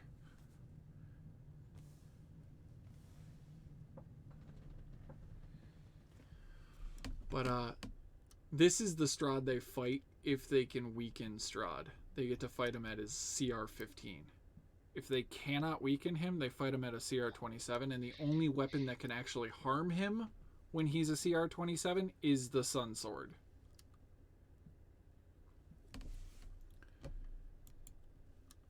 Well, there's two weapons actually. The Sun Sword and the weapon that is actually hidden here. Because inside the dungeon, inside the burial chamber is the Sun Sword, because the druids found it and took it. And one of the druid chieftains actually wielded the Sun Sword for a short time before he passed and was then buried with it. But what Briarwillow wants is the chieftain's weapon. The Trent's weapon. It is a scythe. It is not supposed to be a weapon of war.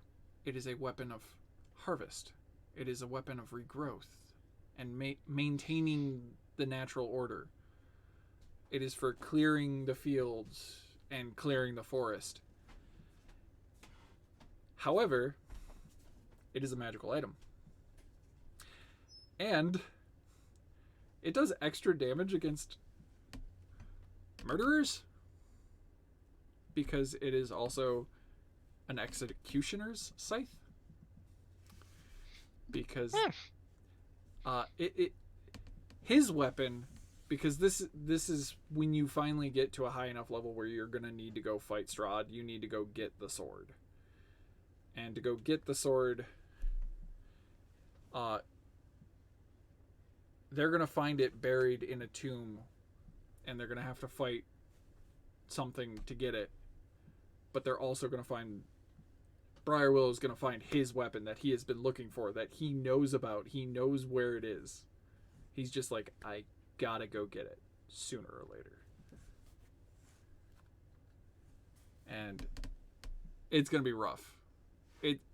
It's got a bigger stat block than some magic items I've created. It's equally as legendary as the Sun Sword. But it is. And there's a lot of murderers and There are. It's Ed. Its preferred victim is child murderers. Too bad they already killed one of those. Yep, but there's still 2 at large.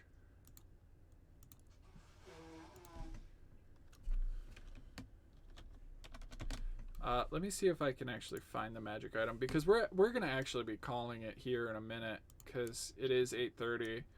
But I want to see if I still have it readily available.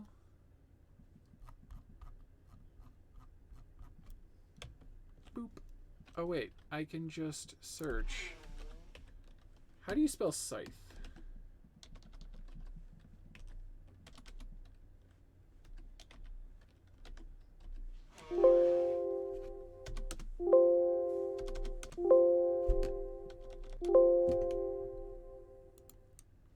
It didn't like me.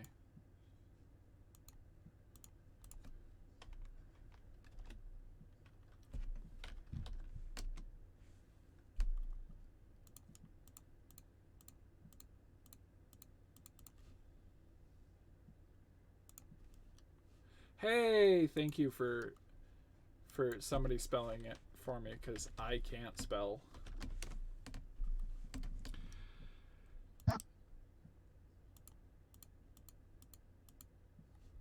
Scythes. Martial melee weapons functioning as a cross between a halberd and a glaive, and a scimitar, and anyone proficient with any of those weapons has proficiency with the scythe. Scythe cannot be used with a polearm mastery. It does 1d10 slashing damage, and is heavy and has the two-handed property.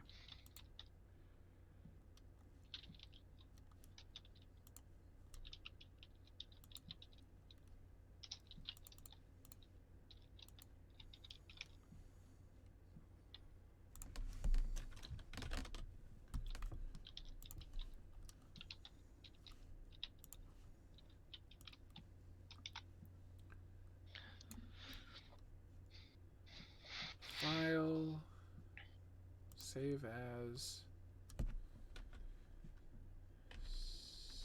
scythe, save. I might have had the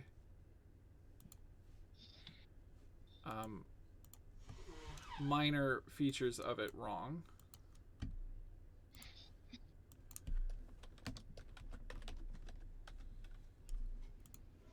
Only me. Only me. Choose a file. Strahd is an everyone kind of murderer. Because I'm pretty sure he's killed like every one of his subjects at least once. Oh, yeah. Yes, he is a child murderer. Scythe of the Vengeful Mother. If you guys recognize that artwork, let me know. This +4 scythe is made of bone with an animal skull on top of the blade, made of ghostly fire is emitted from. The blade can be recalled and extended with a command word, making it look like a staff made of bone when the blade is recalled. While attuned to the scythe, you are not affected by non-magical difficult terrain. Have advantage on all dexterity rolls, advantage to prevent being grappled or restrained, and 10 times... there's nothing else you need me to spell. I'm a peace out. Have a good night. Night, Kobo. And 10 times between long rests, you can, as an action, become ghostly for a maximum of 1 minute each time. Attacks with the scythe do an extra 66 necrotic damage and another extra 4d6 necrotic damage to child killers. Any creature hit with an attack must make a DC 13 intelligence save or be teleported to a point of your choosing that you are aware of that is up to 60 feet in an unoccupied space at the same height. So you can't teleport them into the air. Or into solid objects. As an action, you can speak the command word and the scythe will pull towards the nearest orphan, pulling harder the closer they are. You can also speak another command word and the scythe will pull towards the nearest child killer and pull harder the closer they are. The effects can be turned off by repeating the respective things. Ghostly form. While ghostly, you become incorporeal. Your walking speed becomes a hover speed, and you can move through other creatures and objects as if they were difficult terrain. However, because you're still wielding this, you don't get affected by difficult terrain because it's non-magical. You take 1d10 force damage if you end your turn inside of an object, and 2d10 force damage if the form ends while inside an object before being pushed to a nearby space. While ghostly, you gain immunity to necrotic and poison damage, resistance to bludgeoning, piercing, and slashing damage from non-magical weapons, immunity to frightened, grappled, paralyzed, petrified, poisoned, prone, restrained, and unconscious, dark vision out to 60, and your attacks do an additional 3d6 necrotic damage, and the target must make a DC 16 Constitution save or be paralyzed until the end of their next turn. So you can go ghost and then reap the souls of your victim while incorporeal and do even more damage. Oh, jeez. So, however, this is an artifact. This is an end-all, be-all type weapon.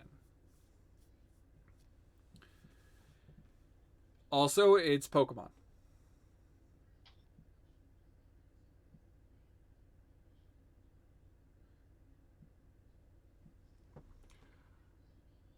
That's Pokemon? It is Pokemon. If you look at the artwork, that is Haunter.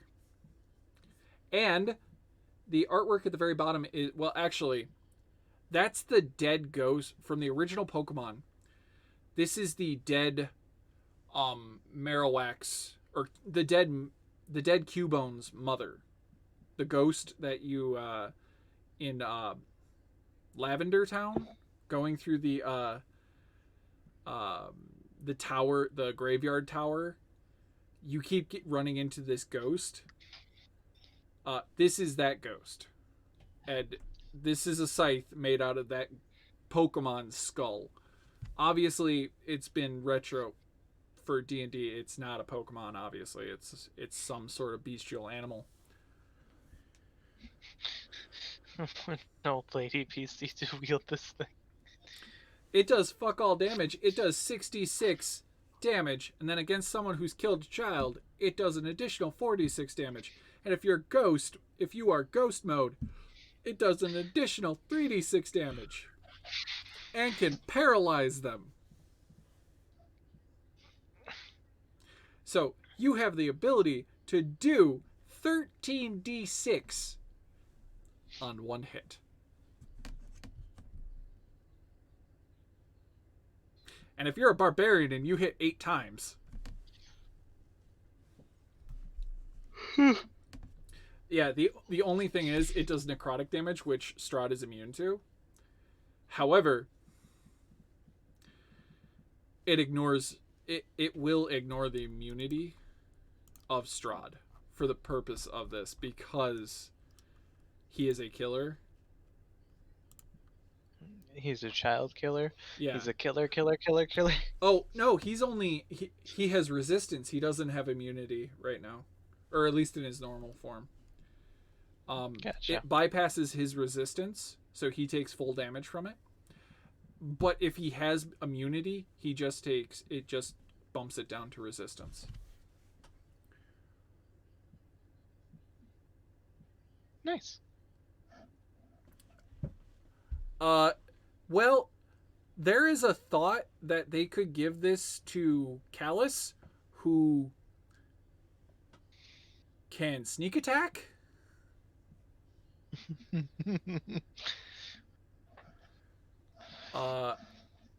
But obviously Callus is probably going to take the Sun Sword. If they get the Sun Sword, they're going to give it to Callus because Callus has to get up and close to do damage. So having Callus with the fucking lightsaber of death, and because it's one of the only weapons that can actually do real damage to Strahd in his nightmare mode, that also applies to the sneak attack. So honestly, best bet to give them that weapon. There's also just some added things that are in here. There is a luck blade, which gives you wish. There is a staff of frost, a staff of power, standard +1, 2, or 3 weapons. There's a wand of polymorph. Saint Markovia's thigh bone, which is just hilarious. There's Rod of the Pack Keepers. There's Maces of Terror and Maces of Disruption. There's an Instrument of the Bard.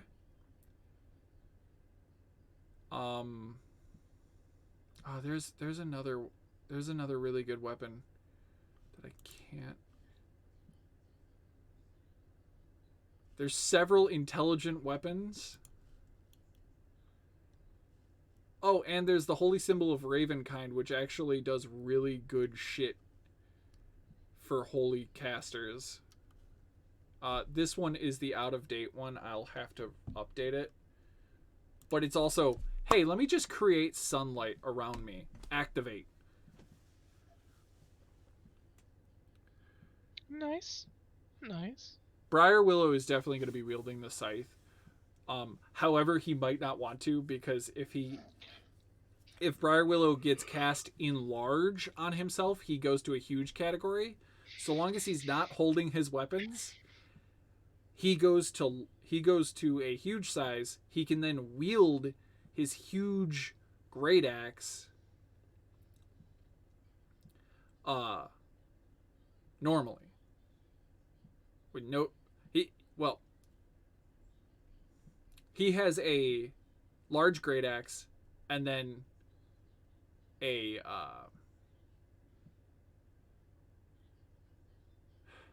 way it is, he can dual wield both his great axe and his battle axe if he's huge, because his great axe becomes a battle axe and his battle axe becomes a hand axe, and he can dual wield his great axe and his battle axe if he is one size larger. Interesting. Which is so stupid, because his battle axe and his great axe do double damage, because they're not 1d4 extra, they're 2 weapon dies. But oh god, I need to go. We need to go. Kobo, go do your homework. Val, thanks for showing up towards the end. We appreciate you. Hayden, Master of Lore, thank you for coming. Master of Lore. Yeah, no, that's what I have you listed as. That's what the my link to everybody out in the world was join Christopher the Dungeon Master and Hayden the Lore Master.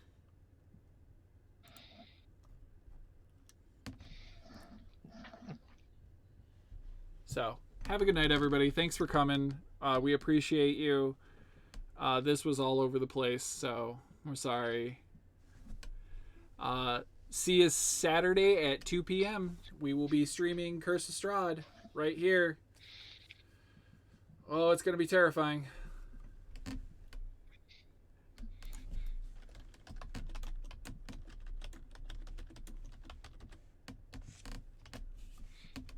Bye, everybody. Goodbye.